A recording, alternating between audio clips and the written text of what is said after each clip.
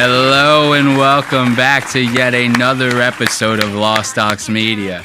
As always, I am so happy to have you back here with me for yet another week of debauchery, where we make you take a second look at what you just watched. We got a lot of good jamokes on the docket for this week, so I will not hold you too much longer. Let's listen to some tunes and get right into it. Your mama say, wish you never met me. Baby, it's true, I rip through the jeans, chew my muzzle off, and I'm coming your way. Don't care what you think about me. Woo! With those fantasies. Yeah, I'll be what I be. There's no We got such a good episode this week. Oh my God. Who do we have on the docket today? We have the return of the What's Eating Ethan Klein segment. Let's give it up for the week segment. I know at least one of you has been waiting for that one to come back. After that, we're going to check out a little bit of a two bears, one cave type situation. Ari Shaffir basically tells Bert Kreischer he's been canceled by Joe Rogan and the crew. Bert does not like this, and it practically ruins his confidence. Then, Grace O'Malley gets horny as fuck on an episode of This Past Weekend with Theo Von. Wait until you see this one, dude. She is like throwing it all at Theo. Like, this is crazy, bro. Then, we're going to end this episode on a little bit of a Louis J. Gomez, Joe List, a bomb type situation, right? These two bomb their asses off on Kill Tony, and I cannot wait to show it to you guys. So let's check out a little bit more music and jump right into it.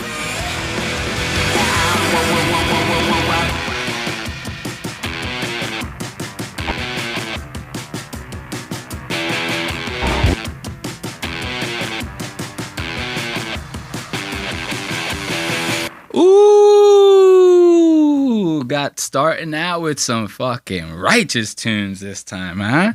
So let's check out this What's Eating Ethan Klein segment, why don't we? You know, these guys are getting back from break. I think it's been, 2 weeks now? It's like 2.5 weeks. And they do this every year. They go on break. And apparently, the second that these guys go on break, the haters start coming out, right?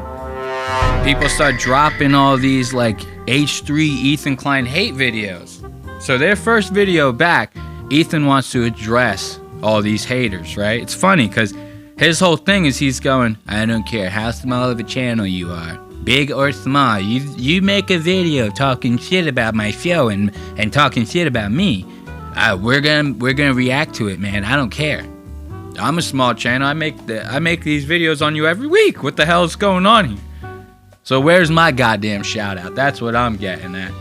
So we're basically going to check out Ethan having a little bit of crash out and reacting to some of these haters that decided to make these hate videos while he was on his break. So let's just start it out with the good old intro, man. We are back, my friends. Thank you for standing back and standing by so patiently. That's right. It's been over 2 weeks. The H3 show has been on break, and you have all been waiting patiently for us, and I thank you for that. And here we are in 2025. We made it. The energy is high in 2025. I'm telling you guys. I fucking hate love, dudes. Look at this asshole, bro. Watch every time. If you still watch this show, pay attention. Every time something comes out of Love's mouth, he does that Kanye West thing. Like, you remember when Kanye had that really long phase where he would smile and then immediately go and get real serious on a motherfucker. You know what I mean? I remember there was this meme. I think he was at an award show or something like that. He's sitting there like Ray Charles, smiling his ass off. He doesn't, and then the second he sees the cameras on him, he shuts down, gets real serious, right? Love does this all the time. He's sort of doing it here, and in the time codes to come, you'll see it, dude. I'll point it out to you. It's fucking crazy. I can't stand it. The energy is high in 2025. Look at this guy. I'm telling you guys. Everyone have a good break? Yeah. Yes, Thanks, sir. Love. Nice. Yeah, we did. No complaints? Yeah, I did. Look, he just did it there, kind of.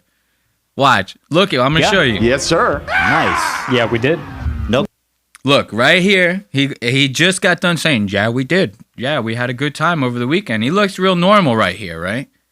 Nothing going on here. This is normal love face, right? Watch me go a couple frames forward. Let's see what happens. Look, he's going to change. Look, he tried getting real Sigma. He was about to get real Sigma, and we're only seeing just a smidge of it right now. You're going to see it in full effect later. Yeah, I did. No Anyone want to complain? I can probably find something to I got a complain about. cold. Oh, Me there and you my go. whole That family, sucks. we got colds. There you go. That sucks. Yeah. Anything else? Anything Yeah, I else? didn't get to go to New York because of my cold. That does suck. Do you Ooh, have that like sucks. tickets and everything planned? No. Okay, we don't give a fuck about that. What are we doing here?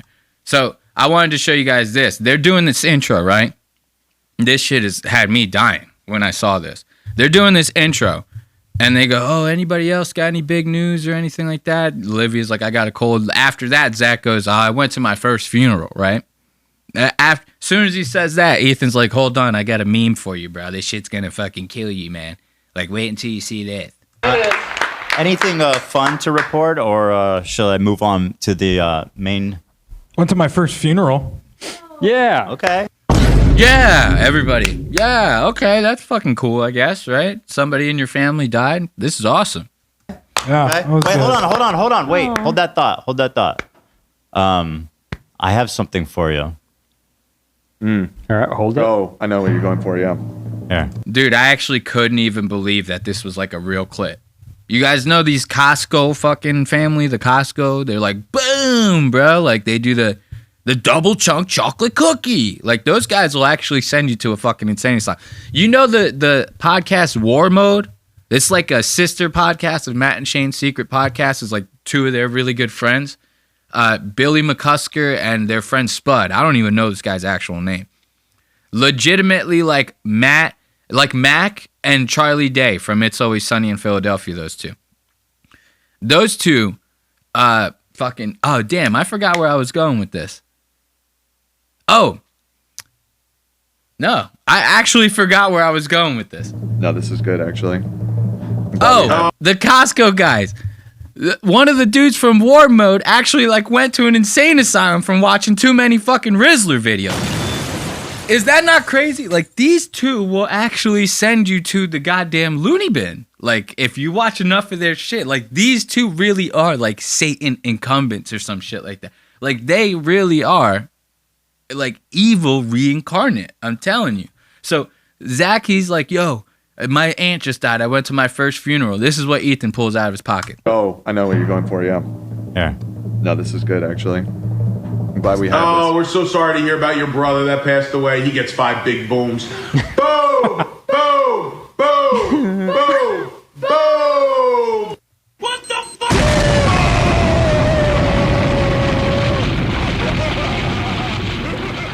You trying to tell me that these two are not the most evil fucking sons of bitches you've ever met? Who answers that shit like that? They're sitting there live begging for fucking chats and gifts and all that stuff on TikTok, right? And somebody goes up there and goes, yo, man, let me get a shout out from my brother, man. That motherfucker dead. They go, oh, instead of like trying to be like heartfelt and be like, oh man, we're sorry to hear that. I'm sure he was a good guy or something. They immediately stick to like that shtick, that fucking Costco shtick. Because they rate the double chunk chocolate cookie against the chicken bake, right? And it's 5 booms every time. You know what I mean? 5 booms every time. You trying to tell me these two aren't the most evil pieces of shit you've ever met? Look at this fucking kid, dude. He has no emotion. He's fucking dead inside. He's boomed himself to death. He's an empty shell. And that's what they give to Zach. Zach's dead aunt gets 5 booms. Give it up for fucking Zach. Hey. Give it up for Zach's dead aunt, man. This is fucking crazy.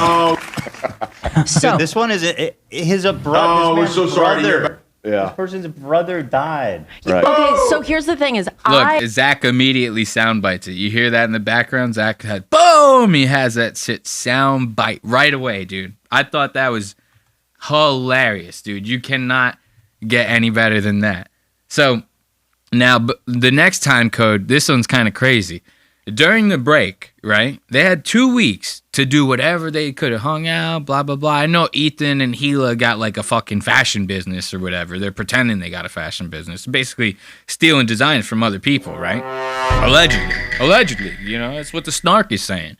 So I'm sure they don't have too much relaxing they can do, right? They got to maintain their businesses, right? But the crew, they get to relax and shit.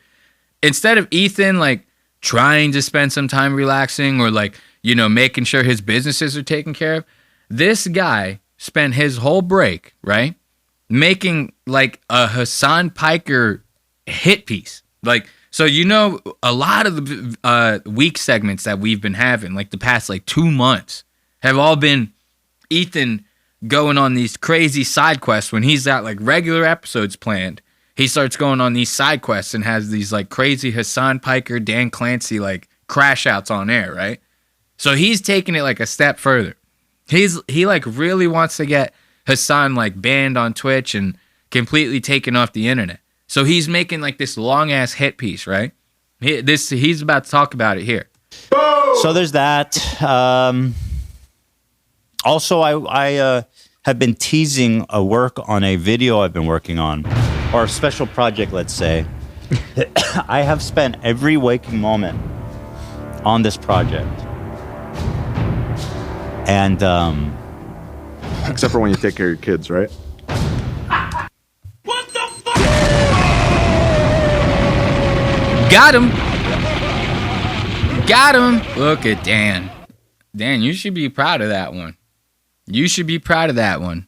Ethan spent every waking moment he's had trying to get this fucking hit piece done, right? Of course, Dan comes in with the quickness to correct him. Wait a minute, you got some kids at home. How you spending every waking moment editing videos? You got kids at home, right? Let's hear what Ethan's reaction is to that. well, I said every available minute, I mean. Okay. Not waking minute. Maybe I missed. Every available minute, right? Every available minute. Anyone in this chat right now with me here actually believe what he's saying? Anyone actually believe this asshole? You know? This guy fucking hired a goddamn nanny and was like, hey, man, you take care of these guys. Like, one of them likes to shit a lot, so, like, make sure you keep an eye on him. I'm going to be in this basement, like, for the next, I don't know. How many hours is 2 weeks, man? Combined, how many hours is 2 weeks? That's how long I'm going to be in the basement. So we'll pay you whatever you want. Just make sure that these 2 kids don't die, okay? That's, like, basically what I believe happened. You know, this is my opinion, of course. You know, I don't want to get sued by Ethan Klein for making a hate video. I was a little worried for Daddy. No. All the free time I had, Dan, was spent on this project, and it's coming together. But I've never been faced with such a daunting task. I find myself overwhelmed with the quantity of footage, and the video is already like 40 minutes long. 40 fucking minutes this guy. 40 minutes long this video is. Like, I understand a long video. These are like 2.5 hours long. I get it. But there's like 5 different segments in here. I'm not just talking about one dude. I am talking about Ethan, though, for like 45 minutes. You know what I mean? How can you not? So, like, this guy, but to be doing all this, it's easy to, like, talk and bullshit for 45 minutes. You know what I mean? Or at least if you practice it enough, you can get good at it, right? So, like, that's not that bad. But to, like, concentrate everything down, like, he's sitting there going, I'm watching all this footage. I'm, like, basically concentrating all the worst parts of it down to this one video, right? He's 45 minutes in. Holy shit, man. This is crazy. Look at this guy. He's dying inside. Just like the Costco kid. This guy has got nothing left. This Hassan Piker hit piece is really fucking his shit up, dude. Like, this is fucking wild. 45 minutes in he is. And then wait until you hear this. This thing is stressing him out so bad. The Hassan Piker thing is seriously getting to him so bad that he's developed a new tick. Like, remember I joked about the coughing tick, you know, every other word, this guy, nobody is sick for this goddamn long, you know? So what do we have? Galactus, right? Magnus Galactus ended up putting me onto this. Apparently, you take enough fucking Ozempis, bro. That shit'll have you coughing your ass off. People get like crazy side effects off of Ozempic. Like one of them, this was from that fat motherfucker from Are You Garbage. I heard him talk about this on a podcast. You know, another side effect of Ozempic is when you burp, it makes your burp smell like fucking garbage. Did you know that? Like, that's crazy. So this guy, he has to be on some form of Ozempic. It might not be Ozempic. It might be called, what's that other one? Wegovy or something. I don't know. But he's got to be on something. There's no way you're coughing for this goddamn long. Nobody is sick for this goddamn long. It's been like 2.5 months.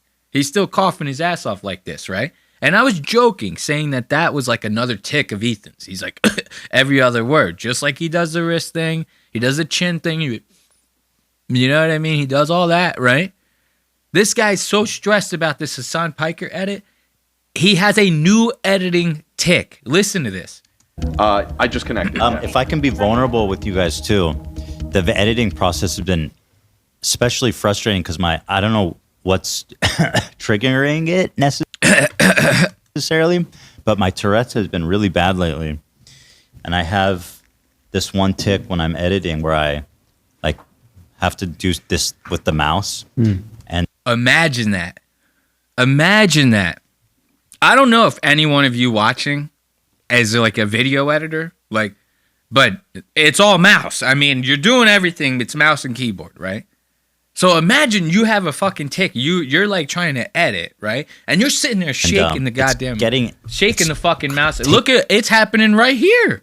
Right here, it's fucking happening. Now imagine if you were editing a video. You got to make all these precise cuts and movements and move this over here and change this by 1 frame over there. You know, and you're sitting there tweaking. He's so stressed. He's fucking tweaking his ass off while editing.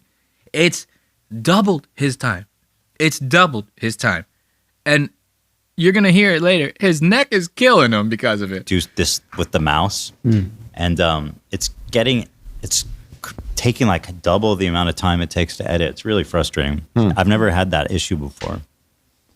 So there's that. That sucks. Yeah. How many crash outs have we had lately, bro? Around this Hassan Piker shit. It's so much so that you had a whole ass break off of the internet and you're still thinking about it. Like, picture if that was any other situation. Like, in everyday life, like somebody, I don't know, cut you in line at the grocery store, right? And then you decide to take out like a whole ass vendetta on this person for them cutting you in line at the grocery store, right? So you like follow them home for weeks. You're bitching about it to your wife and family. They're sick of hearing about it. That's kind of like this, you know? He legitimately went on the cutting in line in the grocery store, right? Let's say that person's week was ruined and then they go on vacation for 2 weeks. This would be like if this person came back from the Bahamas and still was bitching at their wife and kids and everyone that they know about this person at the grocery store. It'd be the same thing. Now imagine if you met somebody like that, right? Now I'm almost willing to bet if you did know somebody who was like that, they don't have the resources that this asshole has. You know, a huge fan base, a big YouTube channel. This guy basically has like one of the biggest megaphones online. So this is like crazy, right? Like to be thinking like this to the point to where you are developing new tics, new fucking like, what would you even call it? Like new fucking symptoms to like your fucking chronic illness or whatever you want to call it. Sorry to hear that. Maybe you could, there's like a mouse that you hold like this. I wonder if that would help you. Instead of that. Like that. That's actually insane. Like now they're sitting there going like, oh, like, whoa, we got something that could make it like easier for you, bro. Like it could do it like that. Now watch, I wanted to show you guys this. I almost forgot about this part. This is from the last time code. So he's gonna like start talking about this Hassan Piker video, right? He's spending so much time on it. He's spending so much time in the chair. He's about to hire a masseuse to come to his house to massage his neck because he's sitting in the chair too long and it's making his neck hurt. I'm not even close to done, frankly. I'm not even close to done. So, and then the other thing is, I was thinking of even adding another section. I was like, dude, I'm never going to finish. It's going to be like 3 hours long. So I think what I'm going to do is finish the part I'm on. Let me finish. It'll probably be like an hour and a half long. And then if there's an appetite for it, I'll do a part 2. A part 2 is good, though. That sounds familiar. If there's an appetite for Sounds it. familiar? Boom! What does it sound like? I would love to use that soundbite. Boom! I might have to try to get that. Previous video that needed a part 2. Oh, that one had a lot of parts. Yeah. All right. I was sitting in my desk chair for so long, my neck has been killing me. I got a until you hear masseuse this. recommendation. They're going to come massage my neck as I edit tomorrow during my free time. Wait, really? That's right. I had an idea. They're going to... This is the same guy. You remember him and Dan just got done having this little joke back and forth, right? He's like, you spending every waking moment editing this video? Like, don't you got kids, motherfucker? Like, and this is what there's no way that you're fucking spending time with your kids. You're hiring a masseuse to come massage your neck when you edit this video. You're crazy. They're going to come massage my neck as I edit tomorrow during my free time. Wait, really? That's right. Yeah. I had an idea. They're going to... That's right. Wow. Nice. It's frustrating because I really wanted to finish over break, and I feel like I really need to get it out of me. Like, this is something that I feel I really need to say. So, it's frustrating, but I'm working. This is like Ethan's biblical mission, right? This is like going to be like his piece de resistance to the world, you know? Like this Hassan Piker video. And trust me, when it drops, like, we'll be covering it. Like, do not worry about that. We will be covering it. So now watch this. You guys know Ethan, he's like always good for like talking a lot of shit about like the crew's like family, like their mothers and shit, right? He does that shit to AB. Apparently AB's mom is like a smoke show, you know? She's like a Lebanese hot chick or some shit. So Ethan never shy about talking about how hot AB's mom is. Now watch this. He's going to try to do that to like his new best friend Love, right? And Love's like, yo, calm down, bro. Like, we ain't doing that. Ethan doesn't realize Love's parents are like in LA. He thinks he's like talking to this shit, and they're like all the way back in like Sweden. Wrong. That's the hawk, man. Flying for freedom. Yeah. But hello, Mom. What's your mom's name? Yenny. Yenny. Mm-hmm. Is she watching now? Yeah. I just got word. Yenny, I saw a picture of you. Now look, I just want to throw this out there. I'm not even kidding. Like maybe 2 minutes before this, they were still talking about Love's parents, right? Love said to Ethan, I visited my parents over the break and flew them back here to LA, and they're almost at the end of their visit. They're at my apartment right now.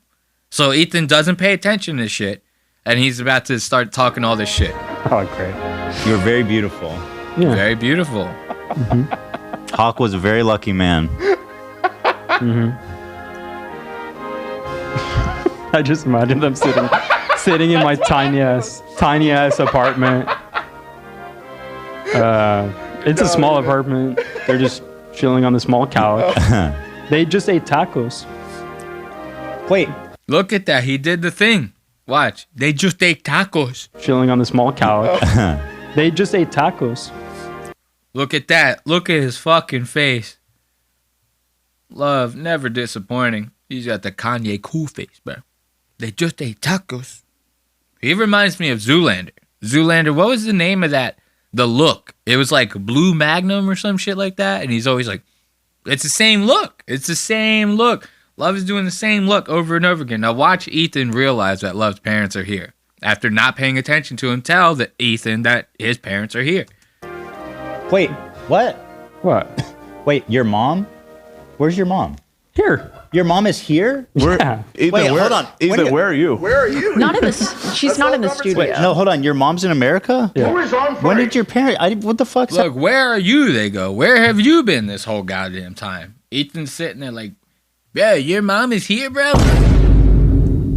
Listen to him. He goes, I would have never said that if I would have known they were here. Ethan's worried about, like, Love's dad, Hawk. Hawk does jujitsu and shit, bro. Hawk will come over there bend Ethan up like a goddamn pretzel. What's happening? Your dad is back here? Yeah, I went to Sweden. Yeah. Then I flew back home with them. Wait, they're here. Why aren't they in the office? My mom doesn't. Oh, speak I didn't mean English to do that. I wouldn't have done that if I. Look, Love probably knew. Love was like, I bring these guys to the office and like Ethan's gonna be like trying to like touch my mom's ass and shit, bro. Like I don't want to do it. Does a little look at the end. I knew she was here. I thought she was far away. Yeah, she's down the street, literally. she's like Down the street. Well, bring her in, man. No. Bring her in. Look, so Ethan goes, I wouldn't have done it if I would have known like that she was here. Like I wouldn't talk shit to her face. I would have just done it behind her back, man. Like, come on, cut me some slack, bro. I didn't know, dude. So now watch this. We're about to hear Ethan talk about like one of his haters that made these videos. One of them was a midget. One of them was a midget named Aubrey. You know, Aubrey Smalls, this motherfucker. He's like Joey Swole, but like the opposite. You know Joey Swole, that motherfucker? Red Bar likes to cover this guy. Me and Red Bar were eating lunch the other day. We were talking about Joey Swole, right? And I was telling him how much I get inspiration out of those videos. Red Bar is like the hugest Joey Swole fan. So he's basically talking to me about how much he loves Joey Swole. I'm talking to him about how much I love this midget named Aubrey Smalls, right? This guy is advocating for midgets in like a whole new way. You don't see like the midget Mamba advocating for midgets this way. You don't see Brad Williams advocating for midgets this way. Seems like all the midgets out there that are doing like crazy shit, they're not advocating for midgets. You know, Peter Dinklage, he didn't even want midgets to be in the new Wizard of Oz, man. This Aubrey Smalls motherfucker, good midget. So me and Red Bar arguing over lunch about who's the better one, Joey Swole or Aubrey Smalls. Turns out it's Aubrey Smalls. He made this like hit piece on Ethan. It turns out all the shit in the video like wasn't even true. He's like, oh, Ethan had me on to make like midget jokes about me the whole time with this fucking Jimmy character, man. It's fucking crazy, you know? And turns out they brought him on to educate this Jimmy guy on like the fact that Jimmy likes to say the word midget a lot and makes fun of midgets a lot, right? And then Ethan's sitting here, you know, counterpointing his hate video, right? Which is fine. Ethan wants to defend himself. I get it. But it's funny because Ethan's sitting there going, bro, we treated this guy like so fair, bro. And then they cut to a clip of Ethan talking to this guy and saying midget like 5 times in a row while talking to. That's like if you were talking to like a black person about educating racist people about black people, right? And you just start dropping the N-word all over the goddamn place. You start carpet bombing the N-word all throughout the conversation as if the person that you're talking to is not supposed to jump over the table and beat the fuck out of you, right? So he's going to sit there and be like, bro, we were nothing but good to this guy. And then they play a clip of Ethan being like, yeah, I was talking to people. They were saying midget this and midget that. He doesn't even correct himself in the presence of the midget. But now that the midget's gone, Ethan's like, I never even say the word midget anymore. I'm fucking cool as hell, man. But you actually seem to break through to Jimmy Lee. Although, well, that's questionable because... God, imagine that. Imagine this fucking midge, bro, looking like... He does this, like, laughing like that. Bro, this is like a special effects, like, out of a movie. You know what I mean? You ever see, like, the behind the scenes of, like, a sci-fi movie? And there's, like, a creepy alien-looking figure. It's always, like, a puppet, like a mechanical puppet. And they start, like, controlling it from, like, behind the scenes. You ever see one of those videos? That's what this guy reminds me of, like an animatronic special effect out of a goddamn sci-fi movie. Actually seemed to break through to Jimmy Lee. Although, well, that's questionable because 2 days later he did write, I fucking hate midgets in his description and apology. Look, and then now, look, I didn't even notice this until right now. Ethan's sitting here tearing apart this guy's video going like, we gave this guy nothing but red carpet treatment. And I'm not going to lie. They didn't treat this midget that bad, okay? They really didn't. They, like, really fucking rolled it out for this guy. So he really did make a fake video against Ethan. Doesn't mean Ethan's not a bad guy. But still, so funny, Ethan's sitting here watching this video back, right? Laughing at himself, calling this guy a midget to his face, right? But he wants to sit there and go, bro, we've been nothing but supportive of the midgets, bro. What are you talking about? Watch him laugh when he says this midget stuff. Later he did write, I fucking hate midgets in his description. Look And at apologies that. for- Look at that asshole. Why? Look at the smile. This guy. Look at him. He loves it. He loves the fact that he was saying the word midget. I bet if he was talking about, like, yo, remember when he used to say the N-word all the time? He'd be on his podcast being like, N-word, faggot, N-word. He's said it like 8 times in a row the one day. You know what I mean? I bet you if he was watching like that clip back, he'd be thinking the same thing. He'd be like, "Oh man, I'm the shit, man. That's so fucking funny. It was a joke, man. I'm a comedian." This guy actually thinks he like calls himself a comedian. That's like crazy, right? Like you, a podcaster and a YouTuber. Yeah, the podcast is comedy. Doesn't mean you're a comedian. I've made these points before. This is a comedy podcast. I'm not a comedian. Okay, I cannot call myself a comedian just because my show is like kind of funny. You know what I mean? It's so crazy to me. But watch this. We're going to end the What's Eating Ethan Klein segment on some more hypocrisy here. You guys remember, this is like archived shit. You guys remember the old Joji clip of Ethan where he's like, yeah, man, it's like in a nature setting, like bitches just want to be conquered, man. Like it doesn't even matter. He's like smoking cigarettes with Post Malone. He's like, yeah, bro. He's like, these bitches, bro, they got to get conquered, bro, in this goddamn world, bro. Like, all these girls out here want to be conquered. It's like the animalistic nature of the human man, you know what I mean? And Joji's in the background like, oh shit, like this motherfucker about to get canceled, goddamn. So he's going to start saying his piece about that video, right? And the only reason I'm bringing it up is because Ethan starts like having the craziest double standard when it comes to what he had said in that video. He goes, it wasn't even that bad. The only thing that made it bad was the fact that Joji was like, kind of reacting the way he was in the background. If he would have watched a podcast of anyone that he didn't like saying women should be conquered, that is in their nature, is to be conquered, I mean, he would make a 45-minute hit piece about that person. You know what I mean? Like, this is rules for thee, but not H3. This is the hypocrisy 3 that we all talk about and know. You know what I mean? The clip with Joji saying that women were at the time. This is another one of his haters. This is fucking Jabba the Slut over here. This is a big bitch, bro. She came out swinging, and I'm telling you right now, they tear this girl's video apart. I don't even know this girl's name. I feel bad for her because they tore her video apart. The whole video, this girl says like nothing. You know, it's like, you know, when these YouTubers make these videos, a lot of time they're cutting like in between words and shit like that.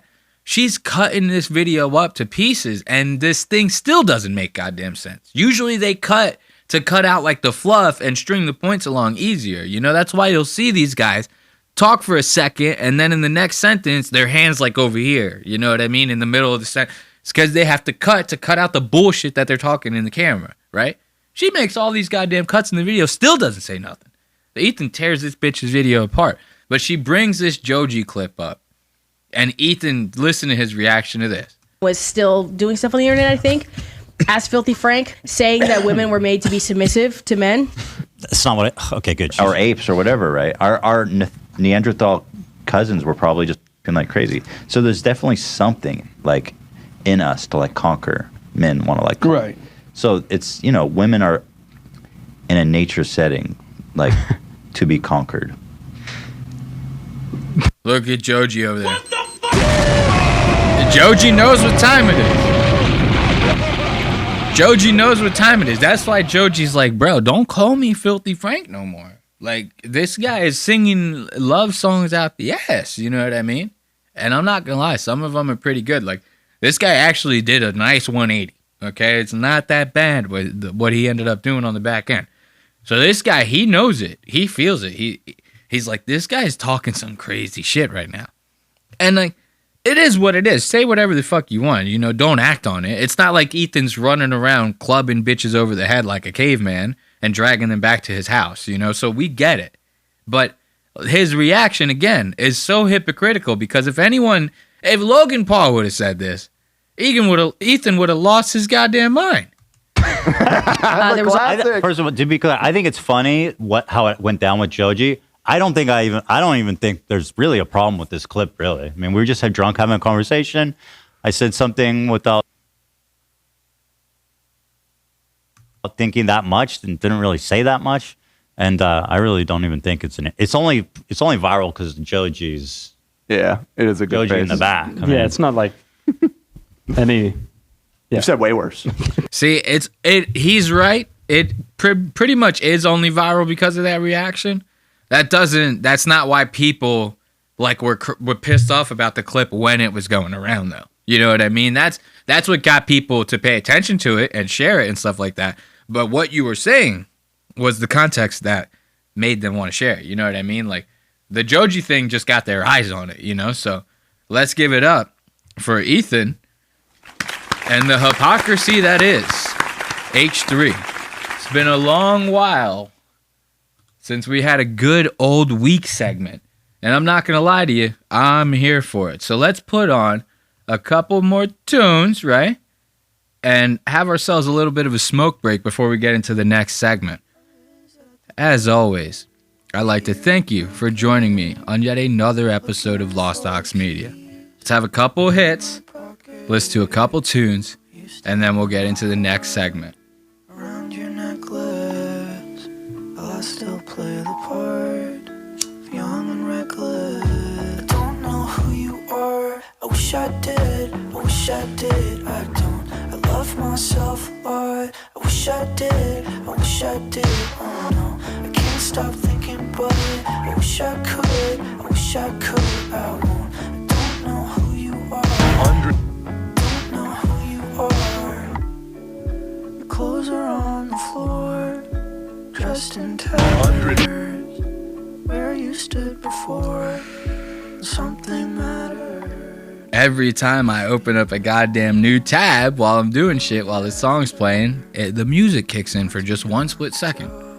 My apologies for the break. Let's get back into this song. Who you are. I wish I did. I wish I did. I don't. I love myself a lot. I wish I did. I wish I did. Oh no, I can't stop thinking, but I wish I could. I wish I could.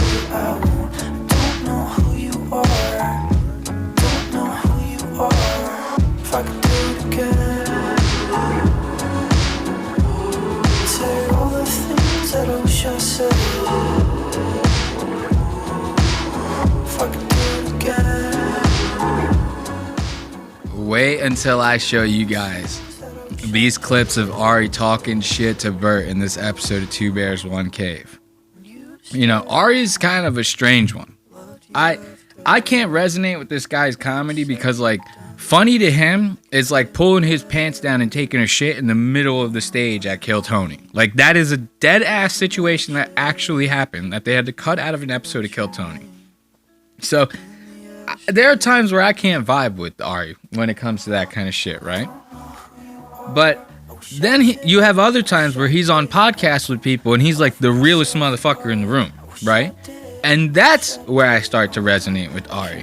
When he kind of like does this realist thing where he starts calling out his comedian friends for their like ridiculous and stupid ass behavior. Though that's the Ari that I like to see. And when he ended up appearing on this episode of Two Bears, One Cave, this is exactly what ended up happening. He ends up going on there, and him and Tom, like, well, not even Tom. Tom doesn't even really join in that much. Mainly just Ari. Just starts trashing the fuck out of Bert. To the point to where, like, Bert starts getting real self-conscious about it. And when Ari ends up telling him that him, Mark Norman, and Shane Gillis and Joe Rogan decided to have their Protect Our Park shit, like, without Bert and everything like that, Bert takes real fucking offense to the shit. It's actually kind of crazy.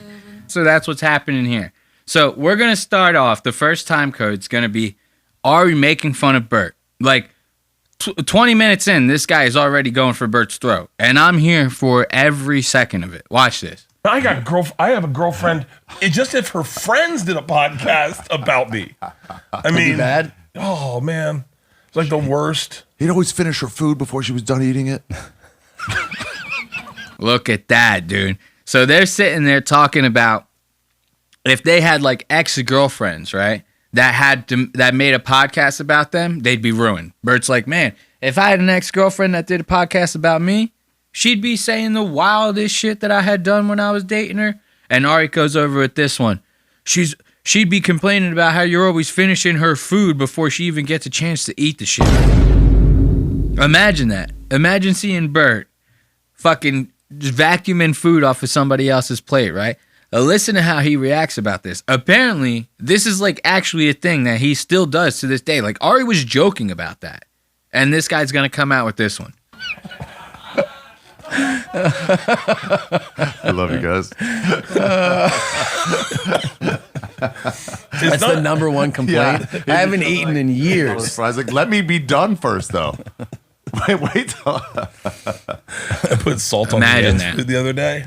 you salt on it On her because food. you're gonna eat it. Because I was going to eat it. And I was like, Listen to that, dude. That's insane. They're making this joke about how oh, you're eating your ex-girlfriend's food she's bitching about. She hasn't eaten in years, bro. And he goes, yeah, actually, it's funny you say that. I was salting my wife Leanne's food the other day. She asked me why I was doing that. And it was because I planned on eating it before she had the chance to finish it. That's crazy.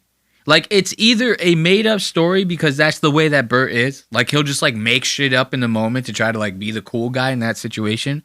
Or he's actually that fucking crazy. Either way, it's nuts. If it's true, it's fucking nuts. If he's just making shit up like he usually does just to be, like, part of the conversation or whatever, it's still nuts. Like, imagine you know somebody like that. They just lie their ass off ever. You never trust anything that comes out of their mouth. It's crazy. Done first, though. Wait till I put salt on Leanne's food the other day. you salt on it On her because food. you're gonna eat it. Because I was going to eat it. And I was like, hang on, let's get that. And she was like, what are you doing? I said, I'm salting your food. It's not salty enough for me. Respectful. I'm salting your food. It's not salty enough for me. You know what I mean? How else am I going to finish your food if I can't salt it? I mean, like, this is getting kind of crazy. You know what I mean? So, now, this is something I thought was kind of crazy. Their old fans have actually bitched about this so many times in comments to where, like, they had to make, like, post announcements about it. This recording, it came out 5 days ago, right? 5 days ago from the time of this recording right here, right? So by the time you guys see it, it'll be about a week and a half old. Even then, it's still an old-ass recording.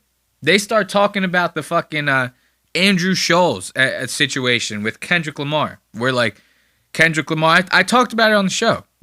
Kendrick bitching about Andrew making jokes about black women. Andrew talks about raping Kendrick Lamar. Ethan Klein doesn't like the fact that Andrew's talking about raping Kendrick Lamar.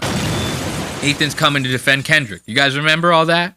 So they're just talking about this now. Do you know what I mean? And their fans bitched about this so many times to them to where they actually made like a post on their Instagram, Facebook, Twitter, everything. And they're like, hey guys, we've been hearing the complaints. We're not going to do the cold openings anymore because we know you guys don't like it. We're going to start doing the recordings more like on time because you guys were bitching about them being old recordings and the topics weren't up to date and all that. They talked about all that. And yet here we are. We're still doing it. Because we're talking about this Andrew Schultz. This thing happened like almost 2 months ago. Where you guys been? No, I think that was the thing that was like, I've sold my silence for zero. Yeah, 12 million though. 12 million's a lot of money. 12 million, fucking. I 300,000 or 400,000 would be a solid offer. The other thing that's relevant is that, you know, we live in this world now. Everything is like public consumption, but like a relationship's supposed to be private. Mm-hmm. And so for someone to go like, hey, how about the thing that was between us that sucked? Oh, see, right now they're talking about the Brianna Chicken Fry Zach Bryan breakup, bro. They haven't even gotten to the Andrew Schultz breakup yet. You don't talk about, and you're like, I don't know. Like, unless you go like, I have to relay this story. Well, if you're relaying like you said, like being hit or something like real abuse, like I understand. But if you're just like, yeah, he just sucked. Like, why do you have to tell everyone? Who's the next sucked? guy to date her? Like I couldn't. You can't. You got to be on your best behavior Every all time. the Oh shit, we're still on that old fucking time code. But it's still, you could see it's still an old recording. They're sitting there talking about the fucking Brianna Chicken Fry breakup and shit. And then Bert comes out here with this Andrew Schultz thing. Netflix yeah, would keep fuck it both. Yeah. Take it off. Yeah. Take it off. Oh wait, we haven't even talked about Andrew Schultz. Wait, what? Look at that. Dude, Tom and Bert are like shocked right now. Because they're sitting there. So Bert, he just goes, oh my God, we haven't even talked about the... And they start making fun of him because he's spazzing the fuck out like an idiot, right? And the only thing that comes out of his mouth with all that jibber jabber is he goes, we haven't even talked about the Andrew Schultz rape, dude. So naturally, Ari and Tom are like, whoa, like one of our coworkers like raped somebody, bro. Like, what are you talking about, dude? Like, they're like freaking the fuck out in their heads right now, right? You can see it in both of their face. Look at Tom. Tom's like, bro, what the fuck is going on here? What did you just come out and say on air? Like, yo, we got to talk about this stuff like before we get on and hit record, bro. You can't just drop this on us. And even Ari's over here like the cops came. Ari's like, I didn't rape nobody. It was all Andrew. You know what I mean? Like, Ari's over here fucking shook the fuck up. Like, these two, legitimately, they have no idea what's going to come out of Bert's mouth next. We haven't even talked about Andrew Schultz. Wait, what? What? Pause there. Let's go to commercial. Yeah. We haven't even talked about Andrew Schultz raping, and then he just stops talking. They're like, what the fuck is going on here? Wait, what? Andrew Schultz, Kendrick Lamar. Oh, Jesus Christ! Look at Tom. Tom's like, what the fuck?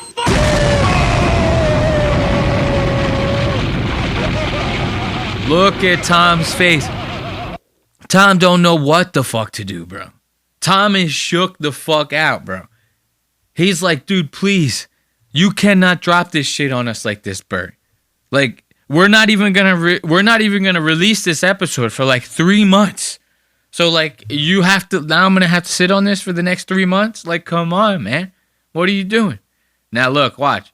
Not even 10 minutes later, we got Ari coming at Bert again. And I love it. Listen to this. I got in a fight with Black Twitter. About what? Spelling? No. Ooh. No. About what? Spelling, bro? Look at Tom's face. Tom's like, bro, I know he is fucking retarded, isn't he, bro? Like, this is crazy. What did you get in a fight with Black Twitter about? Spelling? That's crazy. Because I don't know if you've seen the spelling over at Black Twitter. That shit's bad. So if they're making fun of you about that, you're fucking up. Got in a fight with Black Twitter. About what? Spelling? No. It was V-Day gifts for the hood with a hashtag. Oh, you got involved in it? And I saw it and I was reading it and it was really racist. It was black people making the racist jokes. Get her another baby, you know, she already got 10 of them or whatever. Yeah. And then I put in I just Google searched great Valentine's Day gifts and then just put one in. I was like, how about a classy pen? And they fucking went off. They're like, yeah, stay out of this. Because you sound like you're trying to be like a racist asshole. Like, if they're all talking like hood shit in that thread, right? They're all joking around. Now you come in and you go like, well, how's about a classy pen? Like, all you fucking crazy fucking Neanderthals in here, like, you want a nice pen so you can maybe write some shit. That he sounds like an asshole when he does that. That's why Black Twitter's bugging out on this guy. And he probably spelled all of it wrong, just like Ari had said. Like, I don't know. I just love Ari making fun of him like this. And watch, when you see, this one's going to be a long one. We're going to strap in because this one's going to be kind of long. Bert's about to bug out. Bert starts talking about how him and Tom have basically been replaced by Joe with Ari, Mark Norman, Shane Gillis, right? They're doing their Protect Our Park shit. Ever since Joe started doing that Protect Our Park stuff, Bert and Tom, you seldomly see them on there. And I think it's been like maybe 1 or 2 years since like they've done a Sober October. And Sober October, that's usually when Bert, Tom, Ari, and Joe get together. They all stay sober for a month. They start doing like fitness challenges and shit like that. Bert gets into pretty good shape because Joe's like whipping his ass for a month straight, and then Bert falls off again, you know what I mean? So that's like the only time that Joe like hangs out with these assholes, right? And now Joe kind of doesn't do it. He's got Protect Our Parks. What does he need them for? So Bert starts talking about this, and when Ari starts dropping the heat on Bert, Bert starts bugging out. Watch this. October anymore? Maybe. Because I'm not good at accents. No, I love Yeah, you. that's what. Yeah. Ari, as a member of both Sober October and Protect Your Parks. Oh, yeah, you're the only one. Protect our You're the parks, only one. Please have some respect. You're the only Put respect one. on their name. What's that? Put respect on their name. We've never watched an episode. Ooh, look at that. And then you heard Bert at the end. We never watched an episode. So Bert, in classic Bert fashion, he pronounces the name wrong. It's not Protect Your Parks. It's Protect Our Parks, right? So Ari hears that. Ari goes, put some respect on that shit. You're going to say Protect Our Parks, second biggest show in the world, because it's on Joe Rogan. He goes, Protect Our Parks. We're bringing in big numbers, bitch. You better put some respect on that shit. You say that shit, you put some respect on it, hits him with a Birdman. You know what I mean? Now, Bert goes, oh, well, we never even watched a single one, so what does it matter? Yeah. Ari, as a member of both Sober October and Protect Your Parks. Oh, yeah, you're the only one. Protect our You're parks, the only one. Please have some respect. You're the only Put respect one. on their name. What's that? Put respect on their name. We've never watched an episode. We refuse to. Okay. We just think it's Ooh. kind of ridiculous that we got replaced. Yeah. Just replaced. Straight Like up two new replaced. white guys. At least make it diverse. Bring in an Asian or a black guy. No. No. Look at that. I love that. Ari hits him with the fucking no. At least replace us with a black guy or an Asian guy. Ari's like, nope, all whites. Sorry. Sorry, Bert. You just happen to be one of the whites that we don't want around. You know what I mean? Imagine if you ever watch an episode of Protect Our Parks? These boys are getting wasted as hell in that shit. And it kind of works with them because, like, Shane Gillis is kind of, like, wrangling them all up. You know what I mean? Shane's the only one that could handle his alcohol in that group. So they start getting wild. Shane starts cracking the whip. He's like, whoa, we got to chill out, boys. It's a podcast. You know what I mean? Let's calm down. Now, imagine throwing Bert in the middle of that. Imagine that. That would be crazy, bro. You got to use your imagination this episode because I'm saying it a lot, okay? So if your imagination's not running wild like mine, this is going to be a difficult episode for you to get through. Wait, you didn't pick it. I did pick it. I'm the one who fucking. No, he brought pitched them it. there. I said, hey, we're going to Skankfest. We're going a day hold on. early. Who wants You us? replaced us? Yeah. Why? Because you were showing me some disrespect off the free drugs I gave you. No, thank you. And then so forth.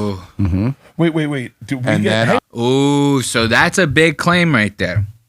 This is quite a loaded joke that Ari's throwing at Bert right now. So if you don't know the context of this joke, it just sounds like a harmless joke to you. Oh, I gave you some drugs at one point and you never thanked me for them. You'd be listening to this, you thinking like they're at a festival or something like that, and Ari and Bert are hanging out, and Ari goes, hey man, here's like some acid, bro. Like, you want to trip together? Me and you could trip together. We hang out at the festival, and Bert's like, yeah, dude, I want to trip, man. This is the coolest fucking thing, man. So like Ari and Bert trip together. You would think that, right? If you don't know the context of this joke. That's not what happened. Bert ends up having Ari on, I think it's his podcast, Bertcast or some shit. This is like years ago. Ari gets on there, ends up fucking dropping Molly in Bert's like beer or something like that. Doses the fuck out of him. Now Bert and his wife start freaking out for a little bit. Of course, his wife is freaking out more because somebody just drugged her husband and she's a square. And Bert ends up having the time of his goddamn life. Like, his wife makes a big deal out of it. Yeah, it is a big deal. If somebody drugged me, I don't care how good of a time I've had. I'd be pissed off. I probably wouldn't hang out with that person anymore. Bert, of course, forgives and forgets.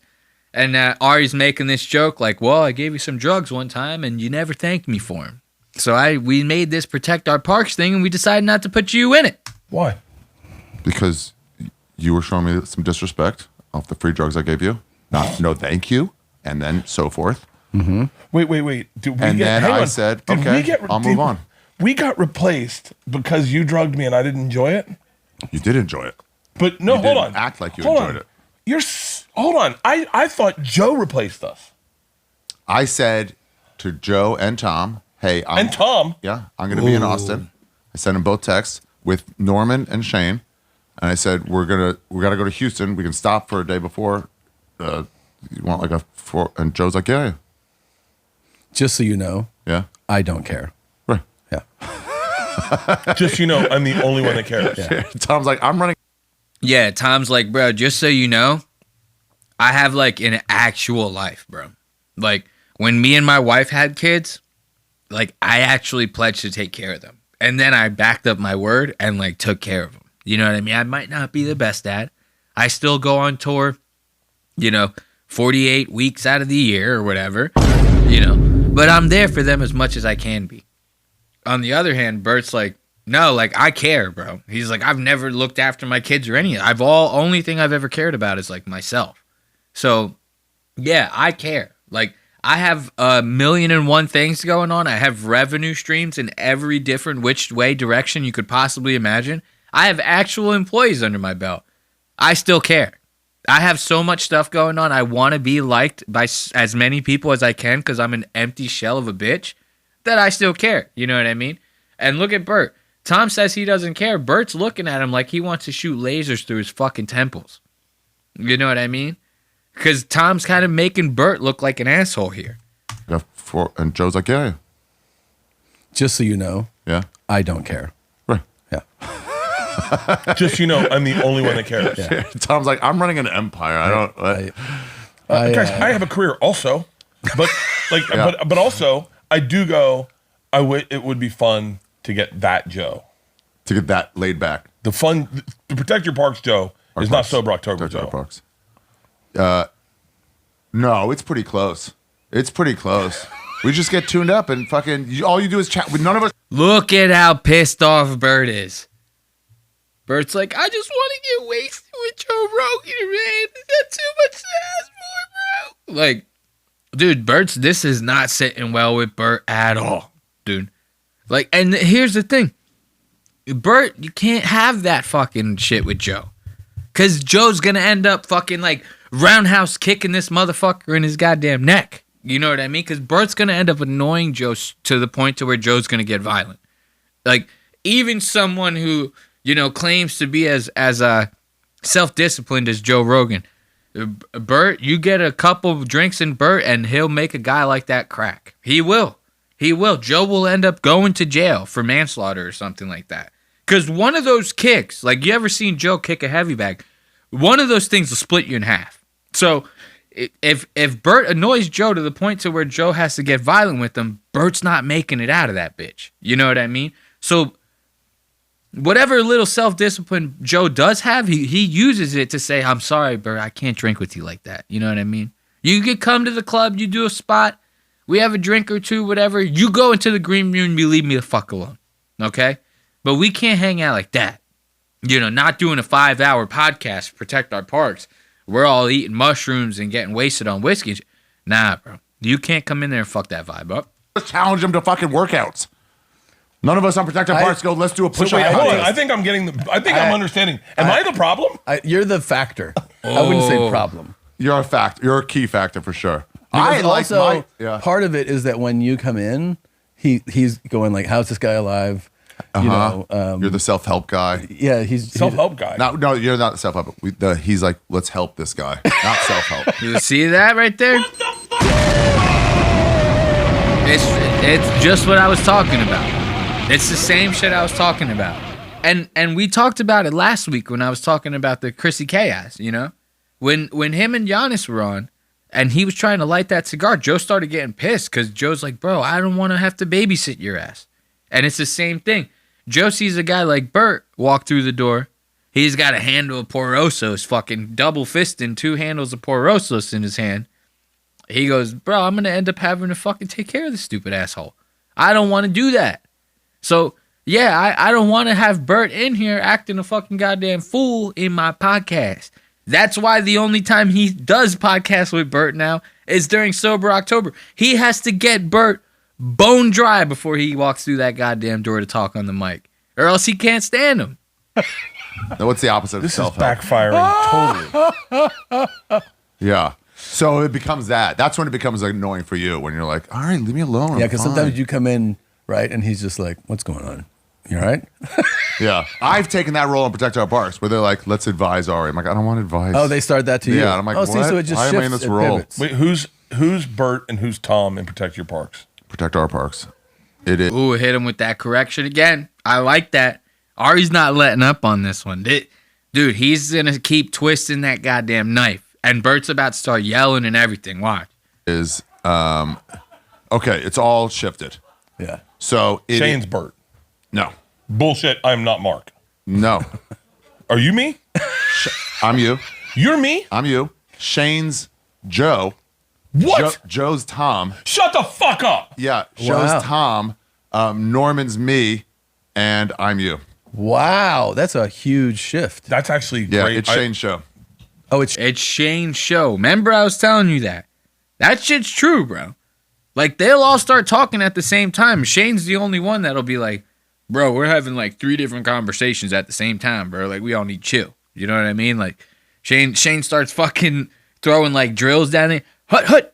You know what I mean? Throws the mic to Joe. Joe's like, I got it, bro. Like, let's do this, man. Like, Shane really does run the shit over at Protect Our Parks. I'm telling you. Shane runs it. Yeah. Really? It's Shane's show. Really? This is my impression of Joe Rogan when Shane's in the room. Sucking dick. Do your impression of Joe Rogan when I'm in I'll the do room. it as Churchill. I'll do Joe Rogan as Churchill. Yeah. Oh no, Lord. So he fans out on Yeah, he it. fans out hard. Well, we all do a little bit. For real? But, yeah, he loves him. But then Norman, when You know why Joe likes Shane so much? Because Joe sees that's the next one he can ride the coattails of. You know what I mean? In comedy. Let's not forget, we're not talking about podcasting. I know Joe's the biggest, okay? We get it. In comedy. Like, Joe sees Shane and how popular Shane's getting, how funny he is, right? Joe goes, oh, that's another one to bring on tour with like me, Ron White, Dave Chappelle. You know what I mean? Joe gets these guys, wrangles them up, starts these big-ass tours. He starts paying for everything. You know what I mean? How many times have I talked about this? Joe's like whole comedy strategy is schmooze these guys, have them around you as much as you possibly can. Maybe some people will think you're funny because you hang out with all of them. You know what I mean? This has been Joe's strategy since the beginning. When Joe was like a feature, you know what I mean? He's still bringing his buddies on the goddamn road paying for their shit. How the fuck you do that as a goddamn feature? He had the Fear Factor money. You know what I mean? Then he goes headlining. He's bringing 2 goddamn openers. He's paying for all their shit. One of them is Joey Diaz. He doesn't even show up half the time. Joe's still paying this motherfucker. You know? So this is Joe's strategy. He pays for everybody's shit. He keeps them around him. You know what I mean? Let me buy a comedy club. Everybody's got to hang out at my spot. You know? It's like the popular kid who's not good at the thing, right? But he's got all the shit. So everybody wants to hang out with him. You know? It's the same thing with Joe Rogan. So now he's sitting there going like, yeah, this is what the deal is right now here. But for real? Yeah, he loves him. But then Norman, when on Sober October, I just get to tag. I just get to like throw in jokes. It's fun, make fun of your fat feet, make whatever. And then like that's what Norman's job is. He just tag. Tag. And who's me again? I'm you in that I slow it down and then they're like unwanted advice comes my way. Oh. Yeah. You get we can fix Ari. Yeah, and I'm like, what? Doing great. Fine. Yeah, same as you. We're like, I'm not looking to quit drinking. No, I'm having a really good time. You're going to have withdrawals. And you're like, I'm not even going to quit. What are you talking about? You're like, I want to take a day off. And everyone's like, let's get you to the hospital. So do you think we'll ever do Sober October again? We should. I got a new special out. That would be a good excuse to come do one. Yeah, but can I be Joe? Can I be Joe? Let's make him not sit in that seat. Okay. Oh, you want to sit in the seat? I want to be Joe. I want to be Joe. Dude, that's fucking crazy. This is like, usually with people like this, you can like read them like a book. You know what I mean? Like if they sit there and they have this desperate ass attitude to them, they don't have to say stuff like, I want to be Joe. Joe probably picks up on his energy and he probably doesn't want to have him around that much anymore. You know what I mean? If you're thinking like this, imagine how you subconsciously act around the guy. So this is like crazy to hear this come out of his mouth. And he's like dead serious. You could hear the sincerity in his voice. He goes, can I be Joe? Like, what the fuck? You're a grown-ass man. I got a new special out. That would be a good excuse to come do one. Yeah, but can I be Joe? You can be Joe. Let's make him not sit in that seat. Okay. Oh, you want to sit in the seat? I want to be Joe. How do you get to be Joe, though? Yeah, how are you going to be Because Joe, what Okay, Joe here's does that you don't have the capacity to do is not listen. make it all about himself. Hold on. Fuck off. Ooh. No, hold on. There's a clip. He's about to start yelling. Hold on. That's a Fuck clip of you. Fuck you. There's got to be a clip out there of you not interrupting. No. Fine. Look that up. I'm not interrupting. Ooh, he's about to start yelling. So this is, dude, this guy's about to lose his shit. He goes, you can't be Joe. Because when Joe asks somebody a question, he'll actually shut the fuck up and let them talk for a little while. Yeah, when he starts talking again, he'll talk for 78 minutes. But while the person's getting their piece out, Joe's as quiet as a church mouse. He doesn't make it about him. He might even ask a follow-up question. We don't get many of them out of you. You know, Bert is one of those people that he waits for it to be his turn to speak. He doesn't listen to you talk. You know what I mean? You ever meet people like that? You can tell. It's pretty easy. Because half of the time they reply to you, it's not even about what the fuck you're even talking about, right? They start losing point of the conversation. They start talking about their shit. Or they might even start trying to one-up you. You know, you ever meet the one-upper? You know, you say a story, and they go, well, I remember when I did that, it was like crazier. You know what I mean? It's like one of them. That's the kind of guy Bert is. So now Ari's about to make fun of him about this, and this one strikes the biggest chord with Bert. Watch this. Hold on. Fuck off. Hold on. There's a clip. No. Hold on. That's a Fuck clip you. of Fuck you. There's got to be a clip out there of you not interrupting. No. Look that up. I'm not interrupting. I'm having a fucking conversation. Yeah, okay. That's how conversations fucking work. Agreed. Yeah. And sometimes I'll say, Look at that. I love that shit, bro. Ladies and gentlemen, we got him.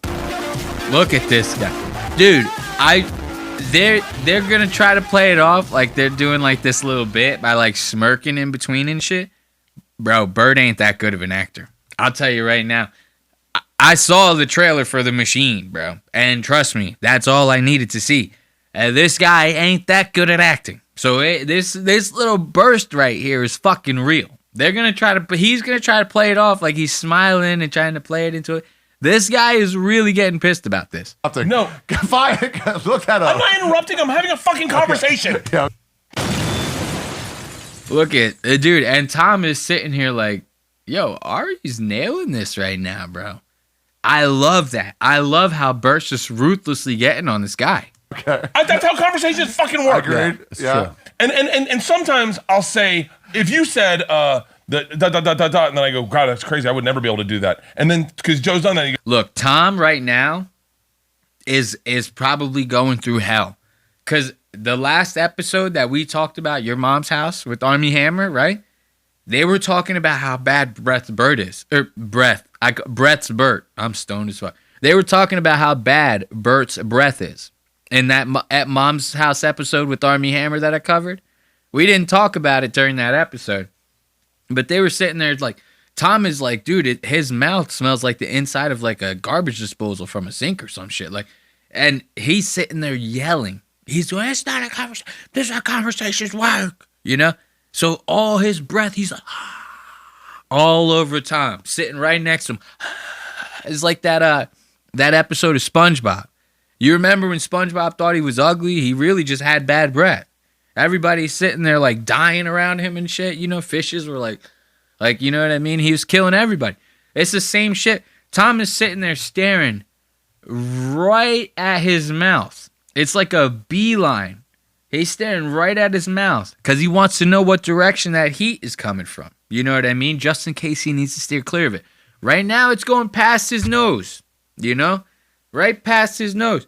He knows that if Bert just turns 90 degrees to the left to look at him, it might be over for him. He's staring him down because he doesn't want to get hit with that again. He goes, don't make it about you. I go, but that's how life works. I think of things and I go, that's amazing. I could never run 25 miles. Yeah. You know, like I could never run 50 miles. But I'll be Joe. Okay, that's it. Let's give it up for Ari Shaffir destroying Bert Kreischer's confidence. Apologize about the clunkiness, man. That technical difficulty shit really fucked up my flow. I ain't even gonna lie to you. I'm not gonna lie to you at all. So who do we have next on the docket for this week's episode? Oh man, we have Grace O'Malley getting horny as all hell on this past weekend with Theo Von. Should we have a smoke before that? I think we should have a smoke before that, man. Let's see what's on the tubage, on the music tube, you know? Is anything playing right now? I don't think anything's playing. Ooh, okay. We're going to skip that one. We already did a slow one. I don't want to do two slow ones, you know what I mean? So let's get a little bit of tunes, spark that J up again, and then we'll get into that Grace O'Malley business, getting hornier than all hell on this past weekend with Theo Von. This shit is going to be wild. So spark up your bongs, hit your bowls, light your joints, and then we'll be getting right back into it with Lost Docs Media.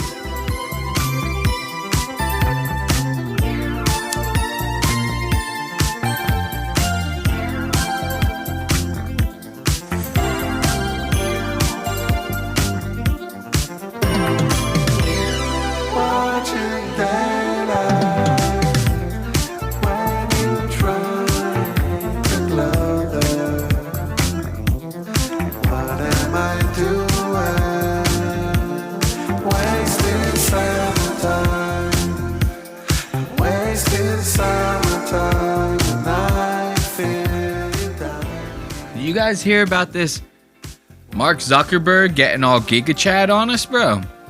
This guy's like trying to pull like a whole Elon Musk, you know what I mean?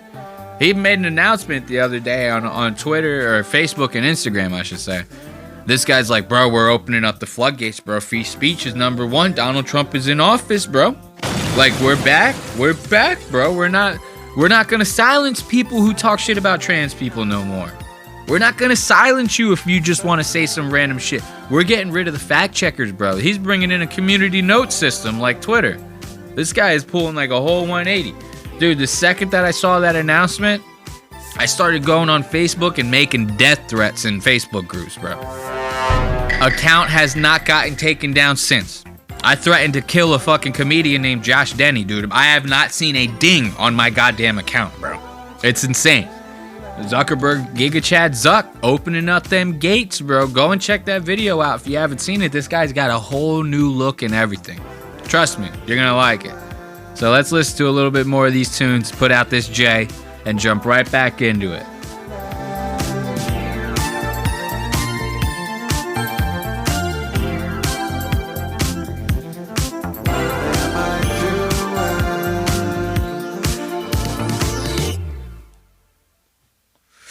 Not bad at all. If I say so myself, you know what I mean? So let's get back into these time codes. Grace O'Malley getting horny as hell on Theo Von's this past weekend, right? So if you guys know anything about Grace O'Malley, she was the co-host of the Plan Brie, like, uncut or uncensored podcast or something. As the Brianna Chicken Fried Girl from BFFs with Dave Portnoy, right? Her and Grace O'Malley were like best friends even before Brie started working at Barstool. Brie got her a job at Barstool. They were working together doing the podcast for a good long while. But once Brie started dating Zach Bryan, it kind of threw a wedge in their relationship because Grace had called it from the rip that Zach Bryant, I don't know, I don't care. She knew that this guy was no good. She called it right from the start. So anytime that Brie would get a bunch of shit online for that situation, Grace wasn't so quick to come and support her because she's like, bro, I'm telling you this guy sucks, bro. Like, what are you doing? So it got to the point to where, like, I guess Brie maybe felt like her and Grace, like, weren't as good of friends as she thought that they were. She wasn't getting as much support as she needed to at the time. So they decided to call off the Plan Brie show. Brie ends up making, like, one quick, like, pass-by comment about it online somewhere, and Grace flips her wig and loses her mind. It's like, we were supposed to announce the end of the show together in a video, and you backstabbed me, and blah, blah, blah. So she ends up quitting Barstool. Grace, like, straight up quits Barstool and everything. But just because they ended the podcast together didn't mean Grace had to just leave her job. You know what I mean? Barstool would have still employed her. So she just burnt that bridge right out the rip, ended the contract early and everything. Grace ends up getting signed with, it's called like the Unwell Network or something. It's Alex Cooper from Call Her Daddy, runs this podcast network called the Unwell Network, right? So Grace is about to start a show on Alex Cooper's network. I don't remember what the hell she said the name of the podcast was or whatever. But naturally, when things like this get put into place, you know, I got something that's going to be coming out soon. Everybody starts getting on the podcast circuit. So Grace is starting to do her rounds. She ends up getting on Theo Von's this past weekend. And, you know, you expect it to be like a nice, easy promo podcast, right? Wrong. Dude, Grace is horny as fuck, bro. And I'm telling you, you think I'm, like, playing it down? I'm not. Like, apparently guys, like, don't want to touch this chick. And trust me when I say, she's feeling it, bro. One of my worst jokes I ever wrote was like one of my first ones was that I'm so Irish that I was breastfed Guinness. Yeah. Stupid. Yeah, but it is what it is. It's a rough one, kind of. I told some rough. One of my first jokes was like, I need a job, a blow job. That's classic, though. Come on. Ooh, look at that, right? So now she's got her hand out, right? Because Theo made like a sexy joke. He goes, I need a blow job. So in her mind, she's like, he said the word blow job, so her brain is going crazy. She's like, oh, well, since he's talking about sex around me, maybe that means he's like comfortable enough with me to fuck me. Like, I don't know. So immediately she goes to throw her hand out. She's like, let me touch him. I just want to touch him. You know what I mean? I just want to feel the caress of a man, even if it's for a split second. You know what I mean? And this is right here. When I first saw this, I didn't take this as a horny gesture. I did not take this as a horny gesture. It was after all the stuff that she had said after this. That's what made me come back to this and go, whoa, wait a minute. She might have been horny from the start of this goddamn thing. I don't know. You know what I mean? She might have been horny from the rip. So you're about to see, Theo makes that corny ass blowjob joke. That gets her wheels cranking. She's like, let me just touch him for a second. Oh, one of my first jokes was like, I need a job, a blow job. That's classic, though. Come on. Look, and we've made contact. Thanks. You At least see we that? have each other, right? Oh, at least we have each other, right? Now, wait till you see the contact, bro. Classic, though. Come on. Reunited and it feels so good. Ooh, look, Theo looking a little fucking disgusted off of that one. Look at his face. He go, oh, man, I didn't mean to touch her hand like that, bro. I think I might have got her pregnant, man. I don't know. I don't know how these things work, man. I always thought a girl got pregnant because 3 squirrels in a jumpsuit delivered the baby on a fucking tricycle, man. I don't know how it worked like that, So Theo's worried about that touch, bro. So that was just the start of the horniness, bro. It's going to get worse from here. But before it gets worse, I want to show you guys, dude, apparently this girl, before we start talking about how horny she is, because she's going to start talking about, how guys don't flock to her and stuff like that. And I'm starting to think that, there might be something else behind that.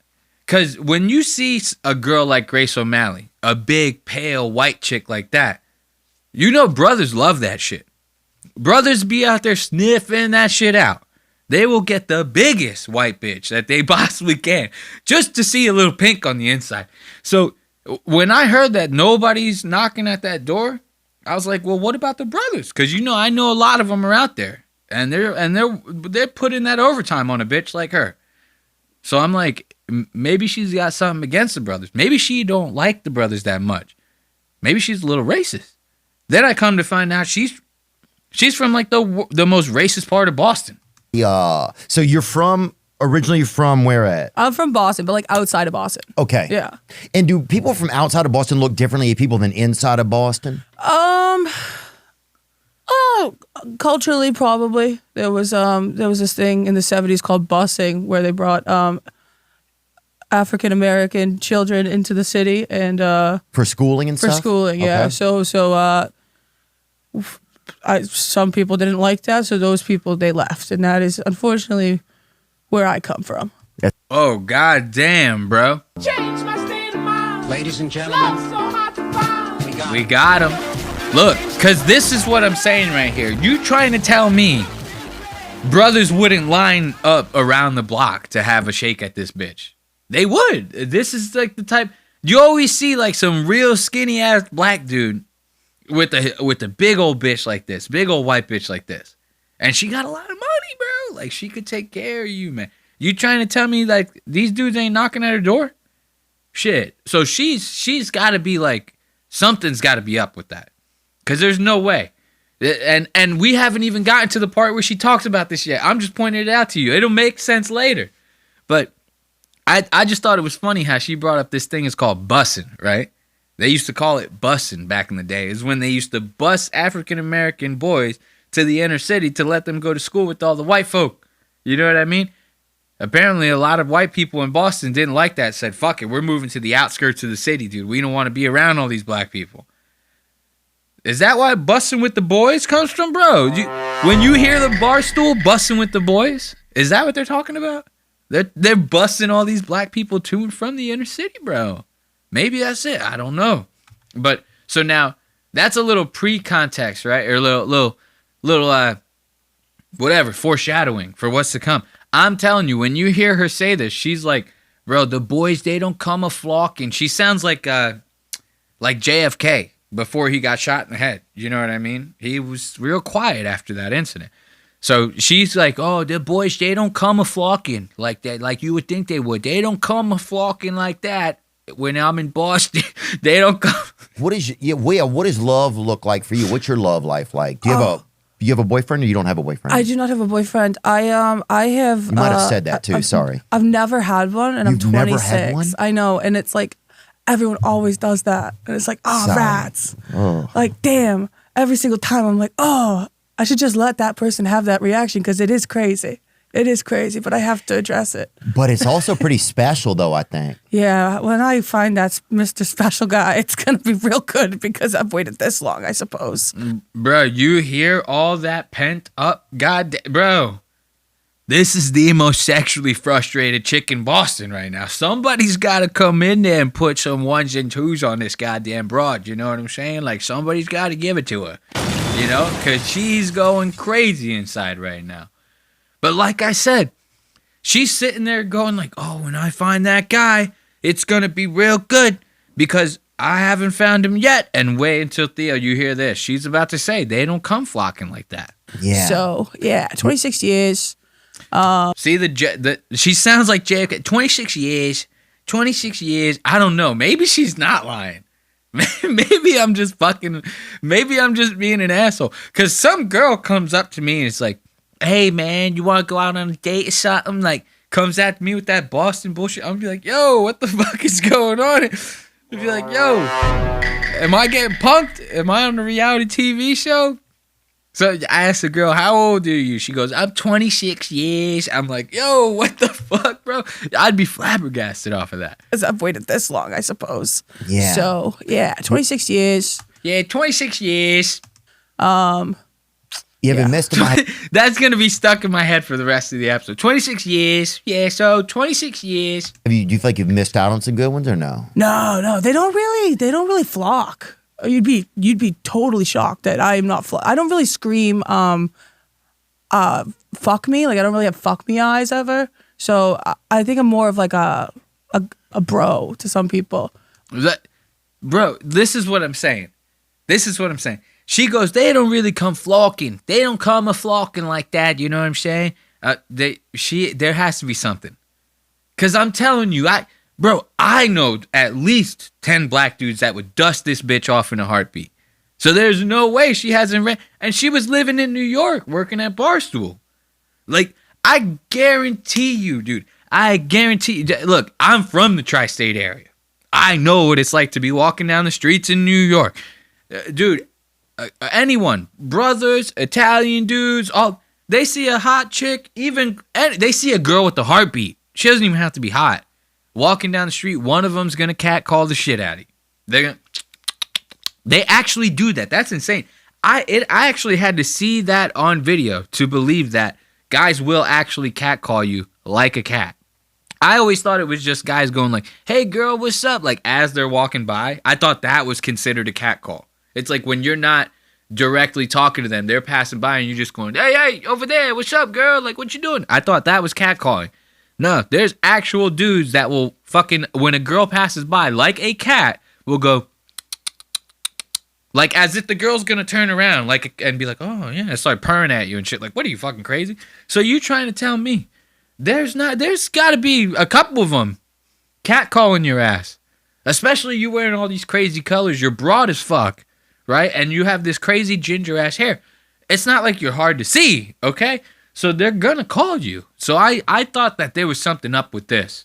There's no way that and she's famous. Like she's kind of internet famous. You trying to tell me you don't get like dick pics in the DMs? Pick one of them. Settle, man.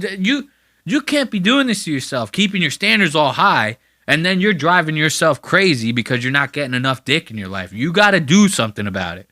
Like, my way of flirting is like misogynistic. Oh, like kind of, yeah, just being buddies? Yeah, just being like, yo, dude, like, check out her tits, or you can check out mine if you prefer. Yeah. Kind of thing. Yeah. Oh, You see, that's what I was saying when I said that. Like, earlier, when she did the handshake, because Theo's like, yeah, man, my first joke, I was like, yo, I need a job. I need a blow job, man. And then what was her reaction to that? She goes, yeah, bro, that's what's up, man. Yeah. She goes to give him a fucking high five or whatever, and Theo doesn't even know what to do. He thinks that she's trying to hold his hand. He gives her the opposite hand instead of dapping her up. He, like, actually holds her hand and shit. So they were both confused. They both didn't know what to do.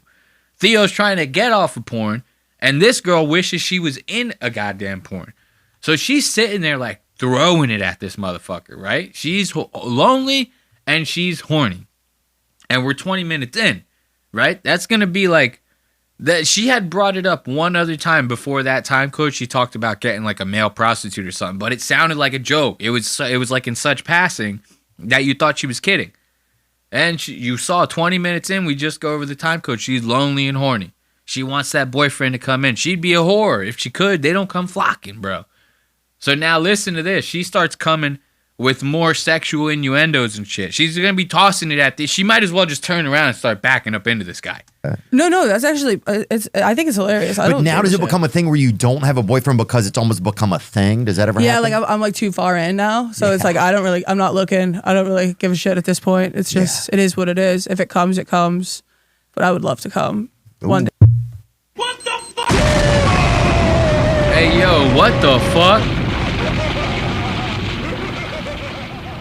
Yo, she said, I just looked in the monitor. Dude, I just looked in the monitor to see, like, the view that I just seeing me in the monitor sitting next to her like this, like, and she just looks so fucking crazy, bro. She looks like the most desperate chick. And this is the worst part about it. This is why it's so funny, is because she doesn't have to be this way. It would be fucked up if I was laughing at her and she was like a Siamese twin or something, right? And you go like, damn, you know, it's going to be real hard for that one to find love. You know, she's real fucked up, you know? Or if like, maybe she was like, I don't know, missing a leg or so. There was like something actually fucked up with her that she could not help. And it would be fucked up for me to laugh at that, right? When she's going like, no one will love me. You know what I mean? She looks like that monster at the end of the movie, The Substance. You ever see that movie? There's like tits coming out of everywhere. There's teeth and weird spots and shit like that. There's a second mouth over here. It's not like she looks like that. So she could be getting railed out all day if she wanted to. She's not trying hard enough. That's what I see. I see this. I go, you need to put in the work, man. You could be out there S&Ds. You could be having anal. You could be doing the whole thing, bro. You don't want it hard enough. You don't want it enough. That's what I hear. Day. And are you saving yourself from Let's hear that joke again. She's making these jokes, right? That's not enough work. If you want to get this done, what you need to do is just start ripping Theo. You need to rape Theo Vaughn in the middle of this podcast. If you really wanted this, you would rape this man. So it's like, I'm not looking. I don't really give a shit at this point. It's just, it is what it is. If it comes, it comes. But look, wait. We got to see the zoom in on that. If it comes, it comes. And I want it to come, bro. She gets fucking crazy. I would love to come. I would love to come. At this point, it's just, it is what it is. If it comes, it comes. But I would love to come. Ooh, bro. She's looking at, bro, if Theo knew what was going through this woman's head right now, he would kick her out of the podcast studio and call the cops, bro. He would be scared for his life if he knew what was happening in this girl's mind right now. One day. And are you saving yourself for marriage type thing, or are you still sexually active? No, I'm not there. Well, I would be if I could be. If I had it coming towards me like that, oh my God, I'd be a whore. But just to hear her say it like that, it's crazy. Listen, I'd be the biggest whore if I could. She sounds just like JFK. She's like, ask not what your country, ask not what you could do. What is it saying? He goes, ask not what your country could do for you, but what you can do for your country. You know what I mean? She sounds like him, dude. If I had it coming towards me like that, oh my God, I'd be a whore. I'd be a whore. Let's give it up, dude. Grace O'Malley fucking killing it. My soundboard's about to fucking go on the shits right now, of course. So now let's listen to this. She keeps talking about this sex talk stuff, right? And it starts getting real weird. Like, it starts getting weird to the point to where she's like, bro, am I like blowing this right now? Like, is that what's happening right here? I'm like, really don't know if I'm like fucking up the podcast for you or not. And even with that, she still, like, the way that she tries to like comfort herself in that situation is by like making another sex joke. I feel like I'm blowing this. Am I blowing this? This conversation? Yeah. No, I feel like it too. Okay. Do you feel like I am? No, I feel like I'm blowing this. You're doing great. I don't even think I'm asking you about the best I stuff. think I'm too honest. Like sometimes where I just have to be like, I feel like I'm fucking this up. No, I think it's interesting because I never really. I'm not good at. Like, I don't talk to women that much about sex stuff. Yeah, So I think I never talk about sex. I was Really? just trying my very best. Just Yeah, there. thanks for trying. You don't ever talk about sex? You don't ever talk about sex, bro? We just got done in less than fucking 15 minutes. You've talked about sex like 6 times. You know what I mean? The first time code was 20 minutes. That was when I showed you how lonely she was, right? The second one was 24 minutes. When it comes, it comes. And boy, I want it to come. You remember that? Now we're at 28 minutes. She goes, am I blowing this conversation? And she's trying to say that she doesn't talk about sex a lot. Bro, she's talking to her dildo about sex every fucking day. No, I feel like it too. Okay. Do you feel like I am? No, I feel like I'm blowing this. You're doing great. I don't even think I'm asking you about the best I stuff. think I'm too honest. Like sometimes where I just have to be like, I feel like I'm fucking this up. No, I think it's interesting because I never really. I'm not good at. Like, I don't talk to women that much about sex stuff. Yeah, So I think I never talk about sex. I was Really? just trying my very best. Just Yeah, there. thanks for trying. Yeah, I have no personal experience. dude. Well, hold on. I'm like writing a Hold book on, report we're on gonna a get book I've somebody never to- read. We're gonna get somebody to come in here and just look. I'll do it like this, and you guys just figure it out. Look at that. To the point to where Theo's like, hey, man, can we get one of these interns in here? Come rail this bitch out real quick, man. He's like, I'll cover my eyes and ears, man. I'll be like the monkeys, bro. Monkey no see, monkey no do, man. You know, I'll be in the corner just jerking my thing, you know. And y'all just have the good old time, man. That's the Southern charm, baby. Theo's ready to, like, hook this girl up. And here's the sad part. Right here, she's dying inside. And I'll tell you why. She's dying inside because she's saying all these jokes. She wants Theo to fucking lay the brakes on her. She wants Theo to put so much pipe in that. Dude, she wants Theo to lay that goddamn pipe down, dude. And Theo's like, nah, man, we get one of the interns in here. She starts laughing. She's doing like the laugh of shame. You know what I mean? She doesn't know what to do. She's embarrassed. She's embarrassed. She wants to fuck Theo, bro. She doesn't want to fuck one of these interns, man. Come on. Look, I'll do it like this, and you guys just figure it out. Oh, shit. God, dude, that's crazy. You know, when I was growing up, Look, he had I to cut to job. fucking break, bro. He had to cut to break. He's like, I can't believe I'm saying all this on air like this, bro. This isn't cool, man.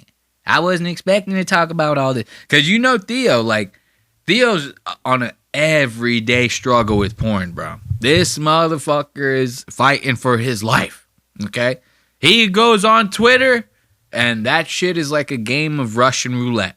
Because as soon as he sees one of those sexy, like, OnlyFans posts, you know which ones I'm talking about, where they'll be like, yo, look at this bitch's ass, right? And then you open the thread, and it's all these girls trying to fucking promote their OnlyFans and shit. You're like, whoa, what's going on here? He sees one of those, dude. Theo can't contain himself. He's got one of those, like, hands from the movies where he's like, bro, it's got a mind of its own, man. That thing is...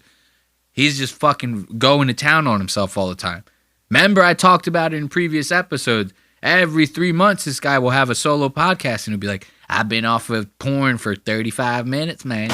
You know what I mean? He's like, that's a new world record, bro. It's been 2.5 hours I ain't watched no goddamn porn. So when he starts hearing this, he doesn't know what to do with himself. You know what I mean? He's fighting for his goddamn life. So now, look, the next time code that we'll end it on is her talking about Dave Portnoy, right? And her time at Barstool. And I wanted to bring this time code up because Dave responds to this, and it's very interesting. You know? And I've done the podcast touring. That shit is so easy. Oh, you mean being on stage with just as your podcast? Yeah. Oh, I never done that. So easy. It's like you have segments. You do the same thing every night. You can switch around with jokes depending on the crowd, but compared to stand up, like it's a walk at the park. It's like it feels like stealing. You're stealing money from fans that adore you. It's like it's not fair. It's so funny that she says that because like these guys are practically stealing from us all the goddamn time. I mean, think about it. You listen to a comedian's podcast on YouTube, right? They're bleeping out all the curses and shit like that. And then what do? They go, hey, if you want to watch the unedited episode, you can join our Patreon for $10 a month. We'll fucking hook you up, bro. You know, because YouTube, no, freedom of speech. You know what I mean? Yeah, YouTube sucks ass. The copyright system's kind of a pain in the ass and shit. But you can still post whatever like if you're saying shit, you know, a slight of like being serious about like wanting to kill the president or something like that. You could say like fag and retard and all that. I could say the N-word right now. This video would not get taken down. I would get demonetized, yeah, but it wouldn't get taken down. That's the problem. Is that these guys think that because YouTube won't pay them, that they're like losing their freedom of speech, right? So they try to like take that away from you. They try to take like the full episode, all the curses out away from you so that they can sell their Patreon to you, right? They're shoving ads down your goddamn throat. You know, you watch an hour podcast with these guys. They got like 15 fucking minutes of it as ads. So think about it. You're supposed to get an hour out of this shit. 15 minutes is ads. I mean, you're not paying to watch it on YouTube, but I mean, they might as well be stealing from you. Let's be honest. So when she talks about how easy it is to do a podcast on stage, it's like, what the fuck are we doing here? You're supposed to be listening to these things like while you're at work and shit.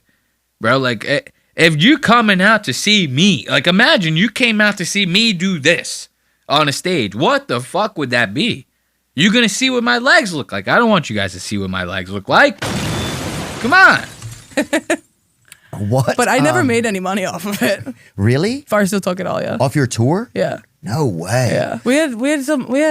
I had an interesting contract. Yeah. But I loved them so much. Now, this is the interesting part because Dave, he heard that. He didn't like it, bro. When he heard that, he was like, yo, this bitch is lying, bro.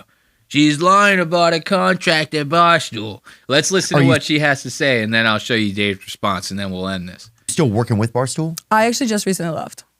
Okay, so when you leave, if you leave, that means do you still have your rights to? I didn't make anything when I was there. Half of your podcast, but you had a contract. You got paid something annually. Yeah. So I had a salary. Okay. And that was kind of it. And so I had the option to leave, and I took it. Was it a good salary? It was decent. It wasn't equated to. Was it like $500,000? No, nothing close to that. No. She said nothing close to that. Now remember that, right? Nothing close to that. She said she didn't make any money off of the touring. She just had her little rinky-dink base salary. She said, yeah, I did all right. I didn't do the best, you know. My co-host, she was making like a ton more money than me. You know what I mean? Yeah, that's to be expected. Bree's like the talent. Bree's the one that got you fucking hired. It was her podcast. So yeah, she's going to make a little more money than you, right? Now, this is the part that I thought was interesting. Dave Portnoy, he had a response to this, and he was not cool with this shit. When he heard what Grace had to say, Dave was pissed. Because apparently, this chick like lied about the whole thing. She said that she had like a very modest salary, you know. She's like, I didn't make a whole lot. I just made like a little bit. I didn't make much, you know. Didn't make anything off of touring. She's kind of making it almost seem like she made like $60,000 a year or something working for Barstool. Which $60,000 a year is not like a bad salary, right? For an everyday person like me or you, that's not like terrible, right? But if you were working at Barstool, you would think you'd make like at least double that, right? Turns out she was making even more than that. Even more than double. Even more than $120,000 a year she was making working at Barstool as a co-host. Grace O'Malley was on Theo Vaughn's podcast talking about her salary and how much she got paid at Barstool. I didn't make anything when I was there. But you got paid something annually. Yeah. So I had a salary. Okay, a good salary. It was decent, but my buddy was making a little bit more, a lot bit more, a whole ton more. Okay. And I'll just say what her contract was. She was finishing up her third year at Barstool. Her base salary, $175,000 a year. God damn, 175 grand a year. Imagine that. Imagine if you worked at a company third year in, right? You had no actual skills. The only skill you had was your friend got you the job, right? And you were making $175,000 a year. That's like Hunter Biden shit. That's like when they took Hunter Biden and just like planted him somewhere in Ukraine. And they were like, yo, bro, he's going to be like the CEO of this company. They're like, does he know anything about like thermonuclear dynamics? They're like, no, but he'll be fine. You know what I mean? That's kind of like what happened here. So she gets this job. She gets this awesome ass salary.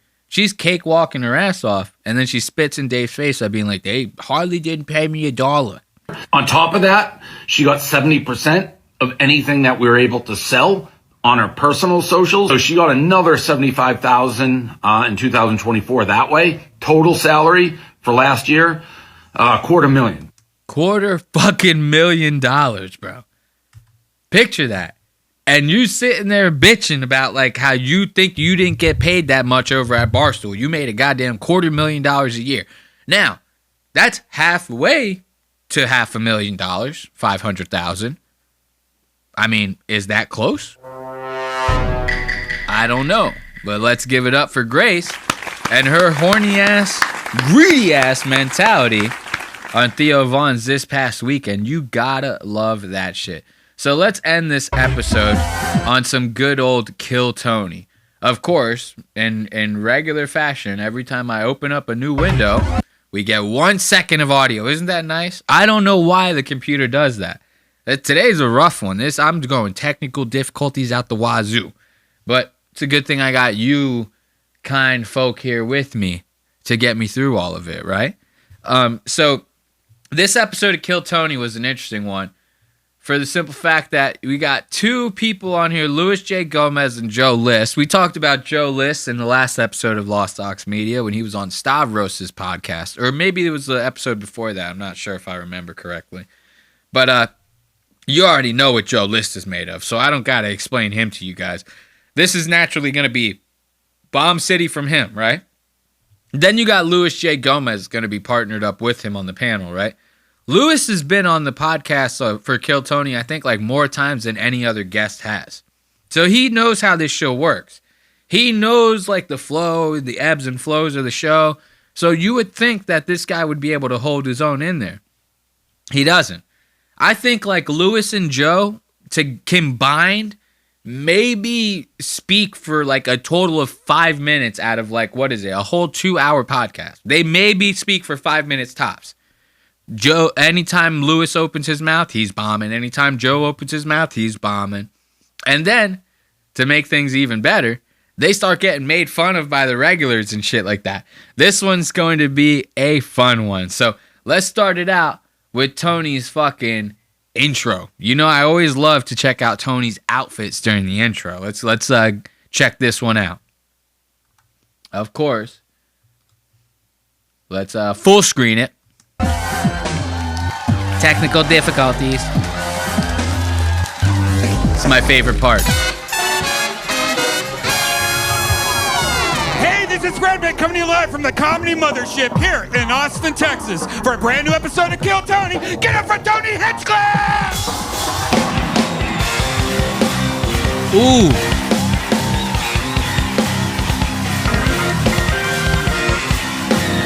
Look at that.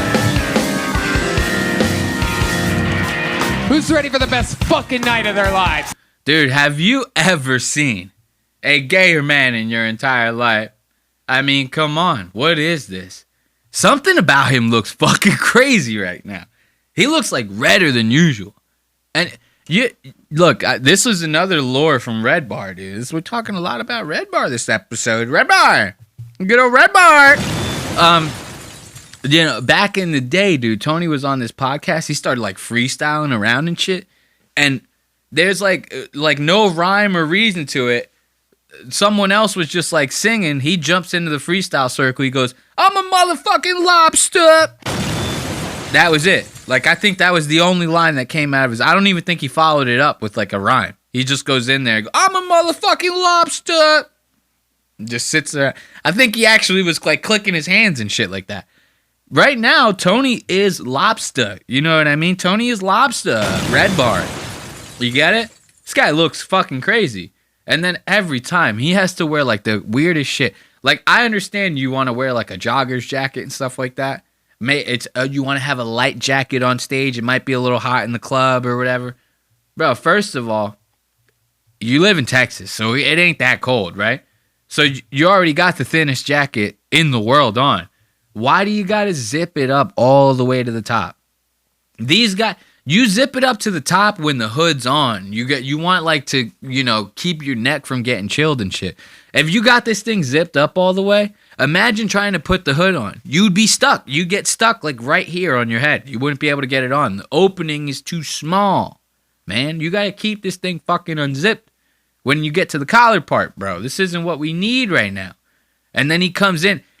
Isn't that funny? He goes, "Who's ready for the best fucking night?" He like gives a lot of emphasis on that. He goes, "Who's ready for the best fucking night of your lives?" And then he continues to bring the lamest two guests for the panel on you've ever seen. Who's ready for the best fucking night of their lives, huh?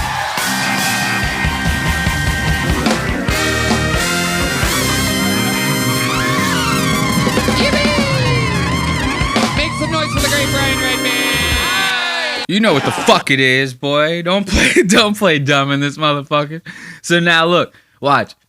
I'm telling you, the two, this is gonna be bad. These two are gonna be bad. I just gotta show you their intro before we get into like the bombs and shit like that. These two suck. I'm telling you. Watch. Of course, you know Tony though. It doesn't matter who is back there behind that curtain. He's gonna glob them the fuck up beforehand. Watch this. Two of the funniest human beings that have ever been guests on this show. Literally, one of them is the guest with the record, I do believe. We have to double check it, but I do believe he passed the late, great Brody Stevens for appearances on this show. Ladies and gentlemen, make some noise for your guests, two of the best. It's Luis J. Gomez and Joe List. Yeah, baby. Jay Gomez from the lead. Bro, these two look insane right now, bro. Lewis looks like a fucking shifty Puerto Rican guy that you'd see hanging outside of a Wawa, right? If you don't know what a Wawa is, look it up, dude. Trust me, it ain't good, bro. You don't. Trust me, you don't want to be a Puerto Rican who hangs out outside of the Wawa all day, all right? And then Joe List looks like his older pedophile buddy who just got out of jail, who has no friends because he's been locked up for so long. So he's hanging out with the sleazy Puerto Rican dude out front of the Wawa. Like, these two look insane. Like, this guy, 1,000%, you get a knock on your door, and that person goes, "Hey, I have to inform you because of the state, I'm a pedophile." This is him. This is that guy. Every time. Anytime anyone's ever gotten a knock on their door for that, it's always been him. Okay? Doesn't matter where, when, how, it's always been Joe List. He's always been that pedophile. Like, he looks insane. Dude, he looks crazy. He looks like he would do so much fucked up shit to some kids, man. I'm sorry. And look, the one thing I'll give Lewis is he actually knows how to smoke a goddamn cigar. Legion of Skanks. Joe List is here. The birds are flying. This is fun. Look at that. Am I the only one that noticed that? Joe List goes like he is trying to give a cue to the drummer or something, bro. Like, yo, shut the fuck up, bitch. Like, you can't be doing that shit, bro. This ain't your show. If I was Tony, I would have been like, "Joe, calm down, all right? There's only room for one fag on this stage, okay? Like, we don't need that." Yeah. So now, check this out. Red Band, before we get into their bombs, Red Band's been kind of on like a little bit of a run lately. I think the last time we talked about Kill Tony, I was showing you guys how like Red Band had like a little bit of a kill moment. You know, he started busting out the sound pad when Drew Nickens was talking about his dead brother getting hit by a car. Really painted a nice soundscape for us with that car accident. You know what I mean? He killed. He murdered. The house brought the whole house down with those sound bites, right? So Tony's like, oh man, Red Band, in 11 years, he's been the weakest link. Now he's coming in with hot fire. This is crazy, man. Of course, Tony wants to use it as an opportunity to embarrass Red Band when he gets one of these big moments. It's like Tony can't see this guy succeed. You know what I mean? Even if it's for a second. This guy just gets a couple laughs. Let him live, bro. So now Red Band does it again. He has one of these like killer moments with the soundboard, right? And Tony can't let him have it, dude. Tony fucking starts like trying to touch the soundboard and stuff. He's like, man, that was a good soundbite, Red Band. You see him like reach over. He starts touching the soundboard. Hit Tony's sound bites make no goddamn sense with the situation. He's sitting there acting like a child. He's like, oh, it's so fun hitting the soundboard. Look, guys, I'm doing it, you know? Yo, that ain't your job, bro. If I was Red Band, I would have been smacking his goddamn... I would have been like, get away from my goddamn soundboard, bro. You don't touch my shit. If you had to guess how many abortions you don't know of and totaled them up, how big would this family of fallen angels be? Fuck. Chris D'Elia, too. Look at this asshole, bro. Totaled them up. How? Look, you trying to tell me that's not another Chris D'Elia in the making? And they're sitting there talking about this guy getting a bunch of abortions? Dude, this guy was on stage. A lot of people horny trying to like fish out there in the podcast world. You know what fishing is? It's like when you try to like, you know, point people, you try to like fish for a comment or something. I've talked about it on this show before. It's like these people will try to like Grace. She's saying all that sex stuff, right? She wants guys to come up in those DMs so they could get up in those guts. I'm telling you, that's why she's bringing it up on air like that. Same thing's happening with this dude. This guy got up there and Tony's like, so what do you like to do for a living? This guy's like, I like to come inside girls. Like what, dude? Like he asked you what your hobbies were. You trying to tell him that you like to come inside girls, right? So they go on this whole fucking tangent about this guy nutting in chicks, right? And like they think the shit is sweet. This is the creepiest looking motherfucker I've seen next to Joe List, okay? So you cannot get on stage and start talking this way in front of everybody, fishing for the shit, bro. That's what I see. This guy, I see him get on stage and he starts talking like that. Immediately in my mind, I go, this guy has never came in not one girl, not once, okay? He wants to, and that's why he's on stage talking about it. Because he hopes that some stupid bitch is going to be in the audience and go, yo, you were that guy that was on stage, right? You could cream pie me right now, bro. No, what the fuck?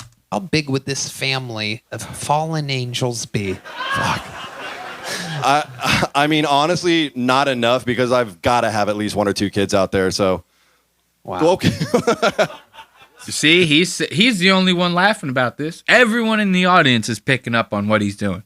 Only reason Tony's entertaining it is because it's a podcast. Tony's like, oh, this is good for the show. It's whatever. I'll talk to him for a couple minutes about it. Incredible. Do we have an abortion sound effect? Can you go to... What do we got here? Wait, oh.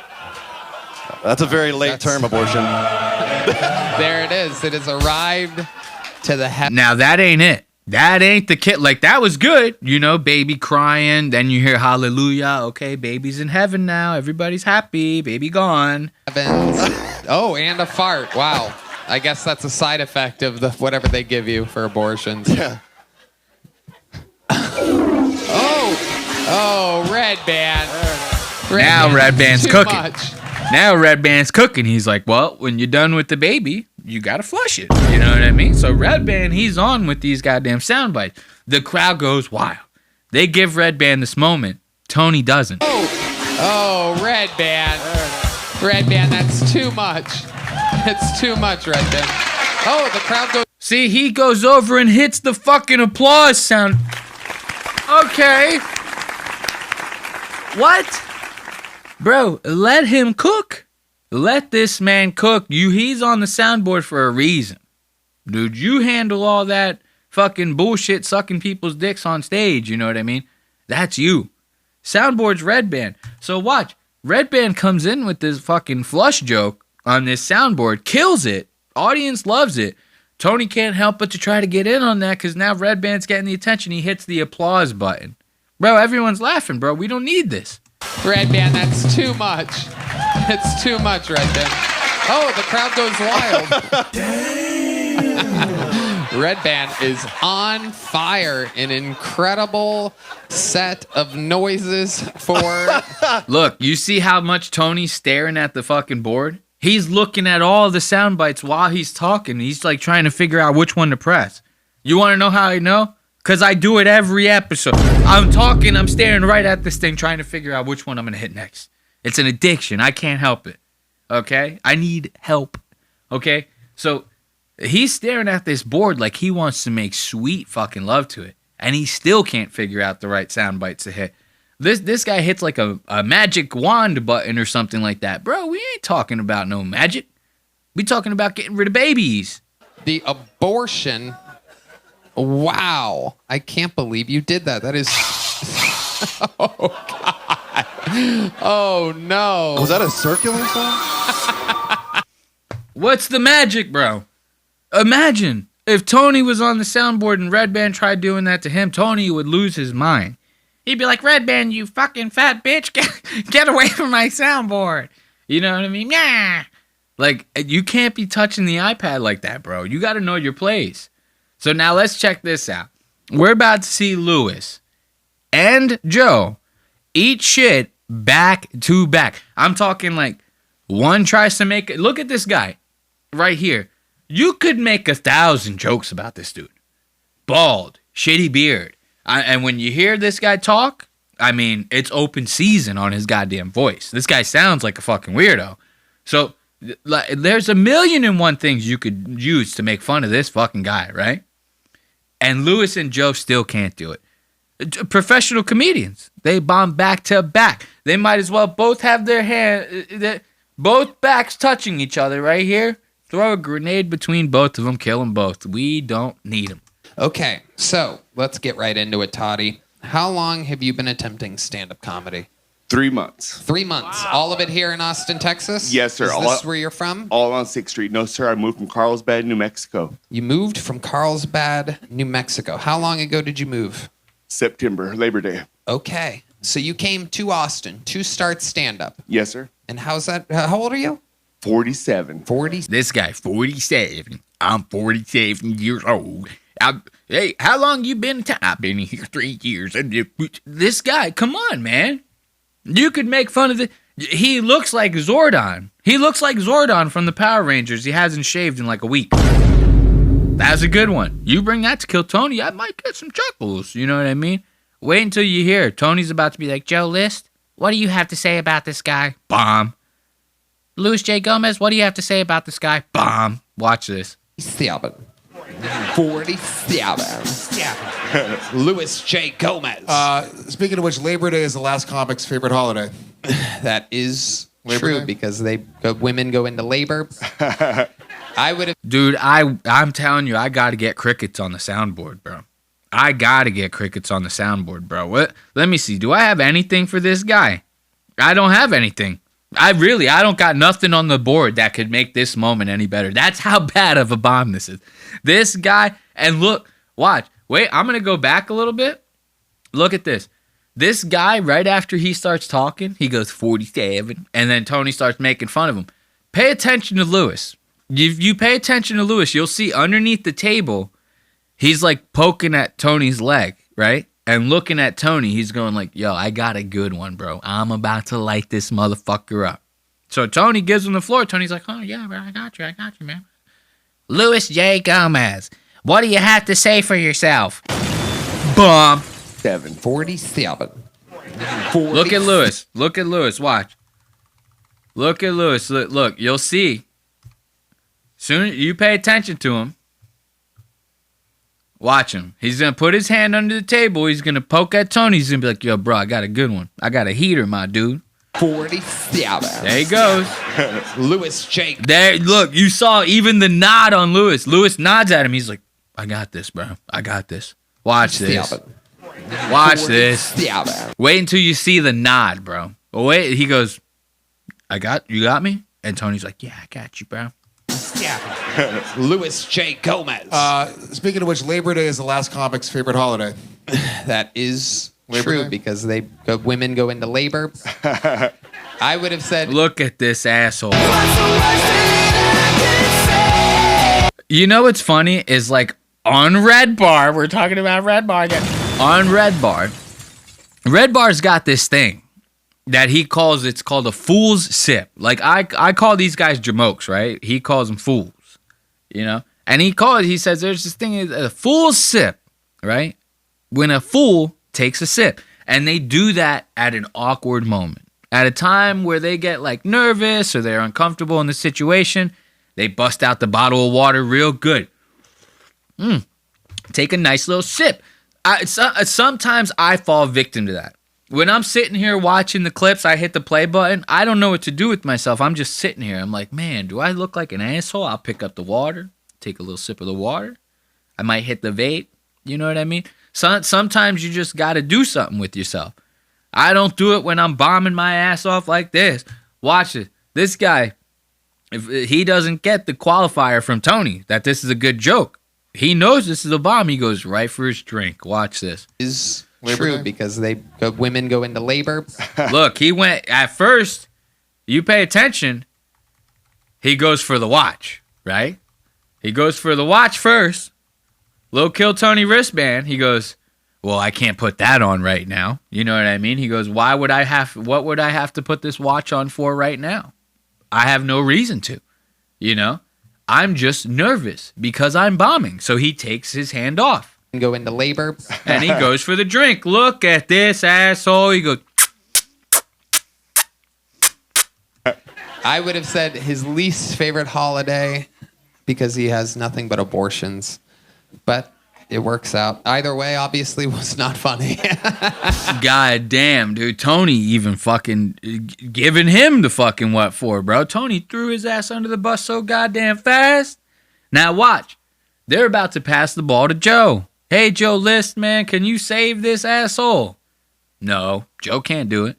Joe can't do it either. Watch this. I'm trying up here, folks. I'm trying up here, folks. You know, before I started recording this, I was on Twitter. I saw a post from Lewis, right? He goes, I started like 4 different podcasts this year. I started an entertainment business. I'm working out. I'm in the best shape of my life, dude. And like, I'm totally sober, bro. Like, 2025 is going to fucking rock. I'm going to be the fucking man, dude. You focused on all that shit? You didn't focus on being funny not fucking once, bro. You working out when you should be in the goddamn notebook writing, dude. This guy. See, it's like, where are you doing your sets? In your living room for your fucking 4-year-old daughter? Like, what's happening here? You bombing, son, hard. And Joe can't save you. So, I love it. Toddy Tyndall, what made you want to start stand-up comedy at the sweet age of 47? I had just been wanting to forever, and I had just lost my job right as a good friend of mine had a room for rent, and I was like, what the hell? I love it. What was your job? I was working in the oil field. Okay. And how did you lose that job? The company I was working for lost the contract. Okay. But you were good? You were good at working in oil? No, I didn't like it. Why didn't you like it? Oh my God, it just sucked. I spent 10 years of my life on a boat. I worked offshore for a long time. Oh, okay. Joe List. I hope that company finds the contract. D-night. D-fucking-night. Goodbye, Joe. I'm sorry, Joe. What are we doing here, Joe? What are we doing here? So, see, nobody got that joke in the audience. They're all laughing because he bombed, right? I got the joke. I understood what it was. It just wasn't funny. He's basically saying, oh, I hope that the company finds a contract so that this asshole can go back to working in oil and he doesn't try comedy anymore. They're trying to make fun of him for not being funny. Isn't that ironic? Isn't it ironic? You try to take a dig at someone who's aspiring to be a comedian. Somehow, this asshole got more laughs than you, the pro. 10 years of my life on a boat. I worked offshore for a long time. Oh, okay. Joe List. I hope that company finds the contract. Cricket. So he gets the job back and stops doing stand-up, is the joke I was going for. There we go. If you explain it, you just got to explain it. And then Lewis, look at Lewis. He goes, it was a good joke. No, it was good. Don't listen to that. It was a good joke. Okay? It was a good joke. Okay? If everybody thinks it was bad, just because Lewis says it's good doesn't make it good. Watch, Lewis trying to save it. I'll give it to him. Lewis is a good friend. I'll give it to him. He's a good buddy. I mean, you could only pray for a buddy as good as this to try to save you when you're bombing this hard. I was going for. Look at him clapping. If you explain it, you just got to explain it. It was a good joke. So Toddy Tinder. It was a good joke. Don't worry about it. It was a good joke, Joe. It was a good joke. Lewis is right. It was a good joke. Don't listen to them. Don't let them get you down. It was a very, very good joke. You know. So now watch this. Tony, you know, he's had a little bit of a reputation this past year for being a little racist. You know, he said that goddamn Puerto Rico garbage island bullshit, right? People weren't jiving with that too much. Nobody really liked that. Everybody was like, yo, this guy hates Puerto Ricans, bro. Like, he's fucking crazy, bro. You know, I understood that Tony's, I mean, he might be racist. I don't know. Who am I? Like, I don't know this guy. Excuse me. I don't know this guy. He very well could be a racist. I have no evidence to say otherwise. I have no evidence to say he's not. You know what I mean? I really don't. But I'll tell you what. This might be all the evidence I need right here. Wait until you see the way he talks to this black dude on stage. And you remember, I had made a joke to you guys like a couple episodes back when we talked about Kill Tony. I was like, the only time the Tony audience is going to like think that a joke is funny is when like he calls like a Mexican guy a taco. You guys remember when I said that? I was like, they could say like the funniest, wittiest joke on stage and no one will laugh. And then like they go, yo, bro, this Chinese guy was like ching chang, bro. They were eating cats and dogs. And then the audience goes, wow. They get up there, they go, yo, this black guy with dreads stole my TV. And the audience is like, oh shit, he did steal your TV, bro. And white comedians get up there, they go, yo, you guys understand a word coming out of Cam Patterson's mouth? You know what I mean? This guy sounds fucking retarded. You know what I mean? And they love it. The audience loves it. Tony gets racist up here. This shit is wild, bro. Kill Tony, a homie of mine, a YouTube homie, put me onto the show. I knew about you guys, but I didn't know about the show for some reason. And 2 months ago, he showed me, and I was like, bro, I fucking love this shit. So I binged it. I'm watching nonstop. And I was like, oh, you were in Austin. I was like, bro, that's a fucking hour away. I live in San Antonio. I don't know if I said that. And I was like, bro, I can get here. I can do it. And, bro, here we are. Here we are. Crazy. Thank you, God. Thank you, Lord. Yeah. That's true. Thank you. Yo, so this guy is like, he's a man of the Lord. This guy is thankful to even be on this goddamn stage. He's like, dude, I just came up with the idea to do comedy like 2.5 weeks ago, bro. My buddy told me about this. I came up here. I fell in love with this show. I've been watching this shit ever since. He didn't expect to fucking get on stage and hear Tony talk to him like this. No doubt about it. We are your dogs now. Ooh. That ain't it. That wasn't the racist shit. We get more racist than that. And you know what, my friend? All dogs go to heaven. So you do dog fighting is what really happens. Am I correct? This is what I've heard about your people. Your people? Your people? What do you mean, your people? What's this honky ass lobster talking about right here? That's what some of us do. Is John asleep? Oh my God. You were asleep. A fun fact, sometimes John Bro, falls asleep. he wasn't asleep, bro. He was trying not to fucking beat your ass, bro. Cause you getting racist as a motherfucker in this bit. Listen to this. I love your style, A-Bomb. I mean, you seem so well-spoken and like... Bro, look at this guy's face, bro. This says it all. This guy's like, yo, I'm gonna have to get somebody to come on stage to stop me from stomping this goddamn white bitch out, bro. Like, cause you about to see my hood side come out. Like, this motherfucker was well spoken up until Tony started getting like that. Imagine that. Like, how do you just say that to somebody? Like, cause here's the thing. You could meet someone who's not that well spoken of any race. You know what I mean? But when you meet a white person, you're just like, that person's dumb. You know what I mean? Nobody bats an eye about it. You meet a black guy, you go, bro, that person's an idiot. They go, oh, bro, you racist, man. They go, whoa, you racist, dude. That guy's black, bro. Like, it's so funny. People will treat it as if, like, being black is like a fucking disability or some shit sometimes. You know what I mean? I never understood that. Like, yeah, what Tony said is pretty goddamn racist, right? But for this guy to be looking at him like that, I'd be like, what? I mean, I'd be like, oh, yeah, you know, I appreciate it. Like, I am well-spoken. Thank you. You know, it is kind of fucked up, though, that Tony assumed that this guy wouldn't be well-spoken. What's the assumption for there, buddy? What are we assuming? I have a feeling it's because he has a bead in one of his dreads. I don't think it's because he's black. I think it's Tony's just like, bro, this guy's wearing a Lion King shirt, bro. He's going to come out here and talk like a 5-year-old. That's probably what Tony's thinking. So when he saw this guy come out and he wasn't like, goo goo gaga, he was like, oh, this motherfucker's an adult. Like, he goes, hey, man, you well-spoken, bro. Now, obviously, I'm playing a bit. Tony is being racist as fuck. Like, to say something like that is insane, bro. To say something like that to a black dude, like, what? Because he's black, you weren't expecting him to speak good? You know, they're not all like Cam Patterson, bro. Like, black people, you know, a lot of them are normal. You know, I'd say most of them are normal. You know, they're just like everybody else. Well spoken and like Baking soda. That was actual racism, folks. That was racist. Of all the things I've done this year, that was actually racist. That might have been my most racist moment. Ow! I like that. Ow! You know what I mean? Red Band hot with those goddamn sound bites this episode, bro. So now we're about to get to, like, my favorite part of this episode. So you had Lewis bombing, you had Joe bombing back to back, right? Now Lewis is going to stay bombing, but this time he's going to get a little bit of help from one of the regulars. You know, we got Ari Matti, you know, the Estonian assassin. Bro, this guy, I'm telling you, Ari could come in with the quickness, dude.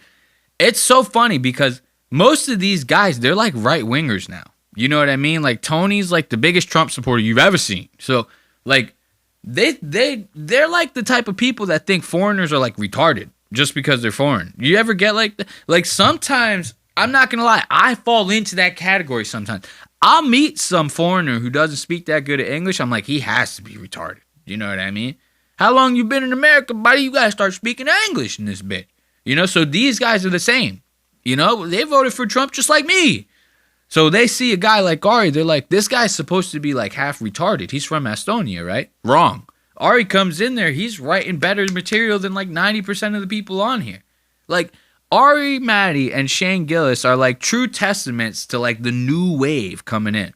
And the funny thing is, those guys are like the same age as a lot of these Joe Rogan cucks that came up in Austin. But they didn't come up through that. I mean, Ari's coming up through Kill Tony, yeah, but he's like an exception to the rule. Like, Ari, it just happened to be that he came by Kill Tony. You know, he's one of those comedians, he probably would have made it regardless. You know what I mean?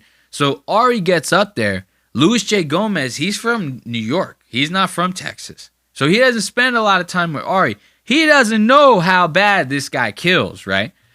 He gets a little taste of that. Ari starts busting Lewis's ass for trying to make fun of him, dude. This shit is funny as hell. Ladies and gentlemen, here to close tonight's show is the only man that I feel like is even capable of such an unbelievable mission. A man that God himself has called Comedian of the Year 2024.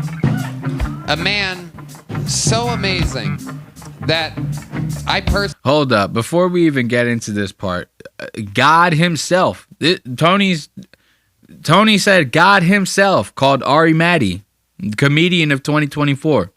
Isn't that crazy? Tony talks to God. You know? Is that not some shit? I didn't know he was the chosen one. This guy is actually having one-on-one conversations with the G-O-D. So now, that's not just it. He's even talking to beings beyond God's strength and will. He's talking to the Trump administration, bro.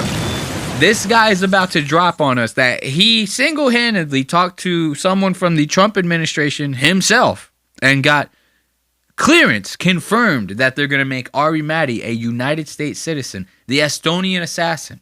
So now we're going to be hearing Ari Matti jokes every 5 fucking minutes. Listen to this.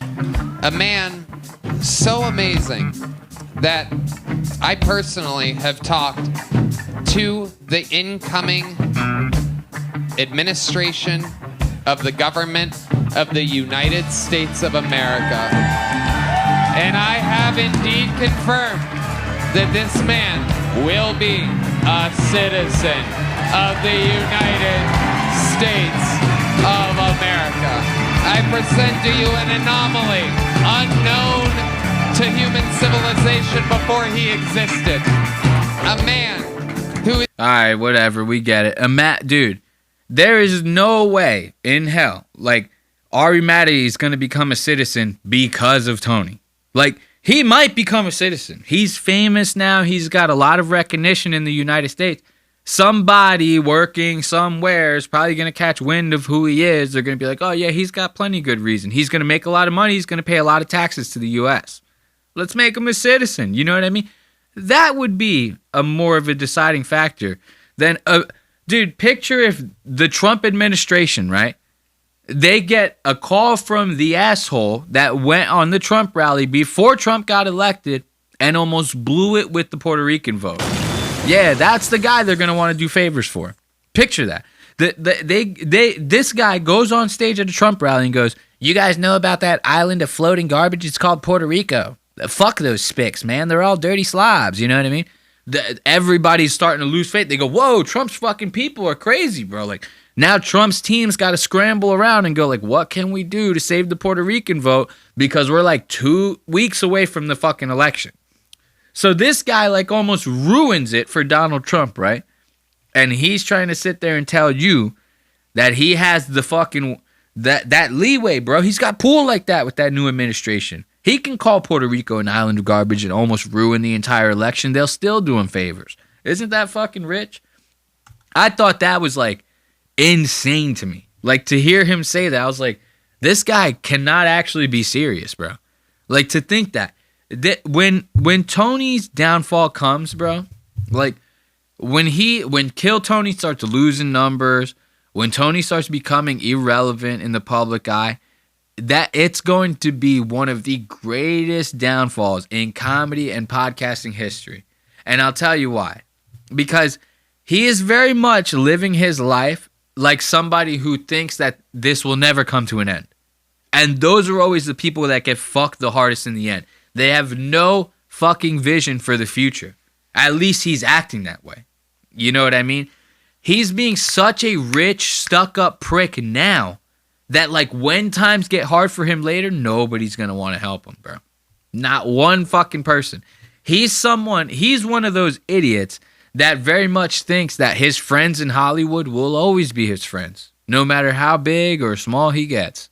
And when the downfall comes and he finds out that that's not true, bro, that shit is going to be, like, epic, bro. It's going to be of epic proportions. You're never going to see anything like it. I promise you that. You are not going to see anything like it. It's going to be one of a kind downfall for the record books. Get Guinness on it.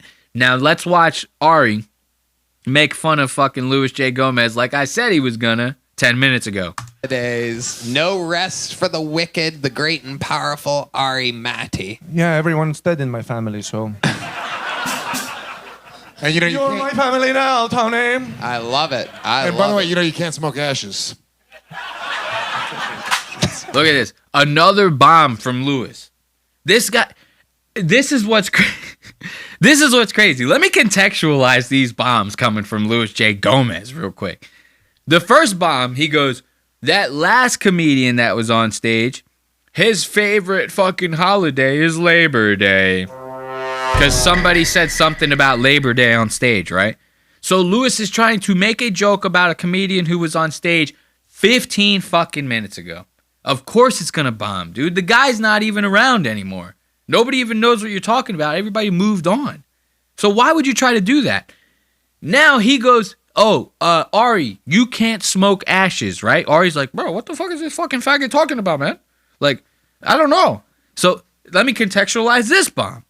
Like, I don't even know. I want to say like 4 comedians ago or some shit. They had some Russian guy that owned a business. It was like a hookah lounge, right?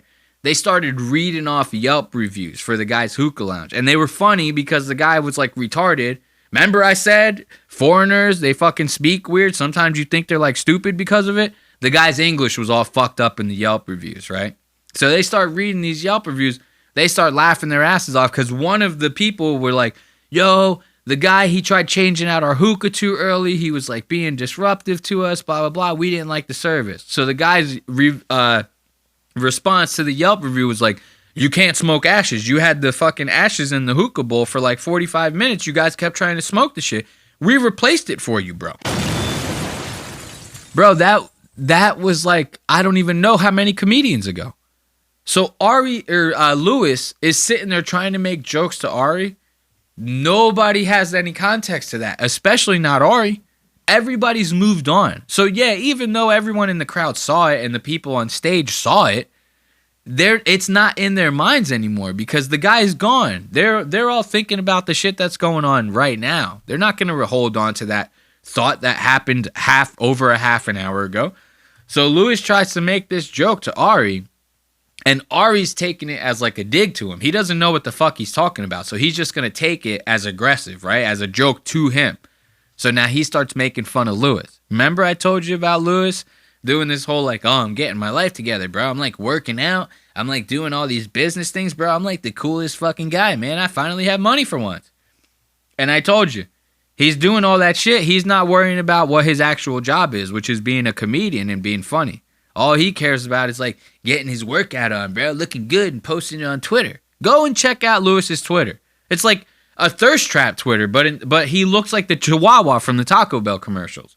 So he looks like a muscular Taco Bell dog, and he's sitting there trying to thirst trap on Twitter and shit.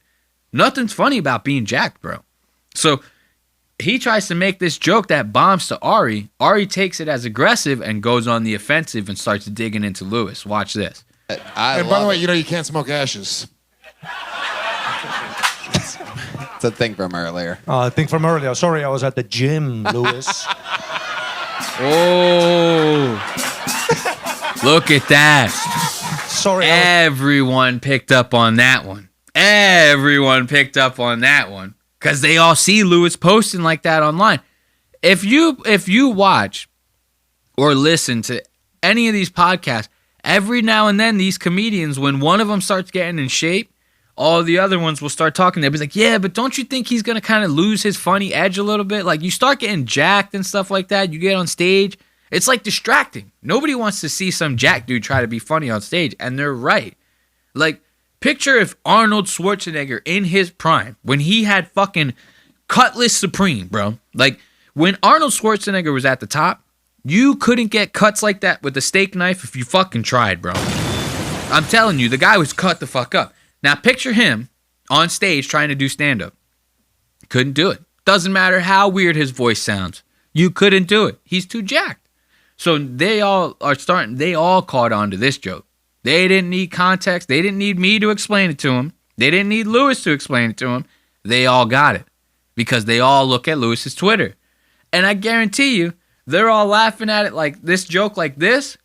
When they see Lewis posting all that shit, they're all laughing at his post too. I can promise you that. Thing from earlier. I think from earlier. Sorry, I was at the gym, Lewis.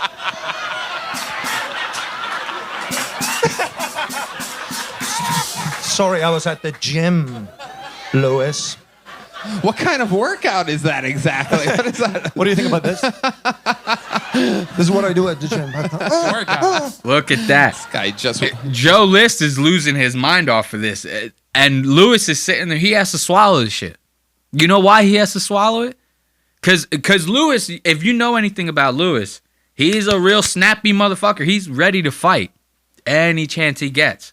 So he's one of those comedians where, like, you talk shit to him in a comedy club, he very well might come off the stage and try to fucking tussle with you, bro. It might be a skirmish, you know what I mean, in the middle of that goddamn comedy club. Might be a little bit of a skirmish. Here's the thing. Lewis, he has to swallow this shit from Ari. Because Ari used to be a fucking UFC fighter. Like, Ari used to be, like, dead ass in the octagon UFC, like, fucking people up. before he became a comedian. So what's Lewis gonna do? Try to square with him? Dude, Ari put him in a goddamn arm bar or some shit like that. He'll fuck this motherfucker up. So Lewis has to sit there and swallow the shit. And Ari keeps dishing it back to him. Anytime Lewis fucking opens his mouth, Ari's ready to make fun of him. Preps for fucking. It's incredible. Just puts one of those rubber bands around you and just does pelvic thrusts at the gym. Very intimidating to the other people. Yeah, Joe List got so fucking weirded out when I was doing this fucking. No, I got hard. I had It's hot. Ari, what's going on? Everything good? An unfucking believable set. Literally, perhaps 20, 30, 40, 50 times funnier than anything we've seen all night. I mean, literally, by a measurable statistic. Wow. I don't even think it's really that people weren't that terrible. It's just that was so powerful. Oh, thanks. I appreciate it. That's very nice of you. The banana shit is unbelievable. So now watch this. Look, you hear how Tony... He's starting to make these compliments to fucking Ari, right? Now, Louis J. Gomez, sorry, I was taking a look at my notes. Louis J. Gomez, he starts hearing Tony compliment Ari like this, right? Over and over. And Ari's sitting there like, it starts to get kind of weird. I'll even give it to Louis, like, because he goes to make fun of them about this, and this is where Ari starts making fun of him again. I will give it to Louis, though. When Tony starts getting on a roll, the way he's like complimenting this guy, it's pretty fucking gay, bro. I'm not gonna lie. This fucking guy, I mean, his head is in his joke book all the time. Yeah. Taking notes, readjusting things, moving things around. Even when we're hanging, when we're smoking blunts and drinking whiskey late at night and laughing about shit, he'll grab his fucking joke book and write something down. And it's just nonstop, and it fucking shows. Yeah, thank you. I love it. It's so much fun. So many people get complacent. I thought we were done, bro. Like, you seriously gonna keep that shit going, bro? I thought we were done. You should stop right there. Now it's starting to get weird. Fucking shows. Yeah, thank you. I love it. It's so much fun. So many people get complacent when having a big career boom like you, and it seems like you're doubling down and working harder all the time. Oh, thank you. That's very nice of you. Are you guys? Oh, you're gonna call us gay because it's two men complimenting each other, and that's gay in New York? I just figured we should all leave. You guys obviously want to fuck each other.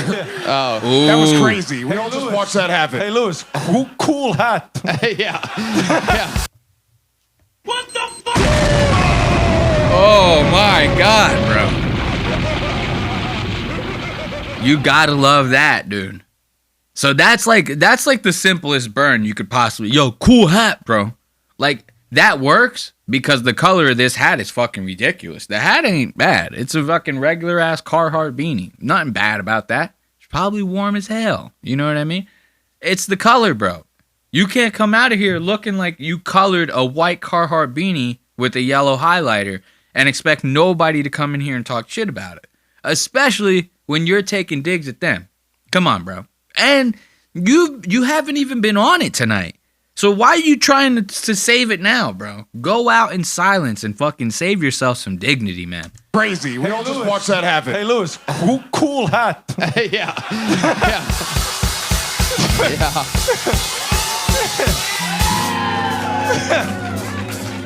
He just wants Toddy Tyndall to be able to find him later so he could play with his snake. Yeah. It is a crazy hat, Louis, I gotta tell you. Ari Matty writes jokes all. Look, Louis got pissed about that. What are you gonna do, Louis? You gonna get up and try to fucking rock this dude, huh? You gonna get up and rock this dude? This guy put you in a rear naked choke, fucks your whole shit up? Huh? You ain't got it like that, Louis. You ain't got it like that. Dude, look at all this day. Louis wears his Sharpie marker on his fucking head.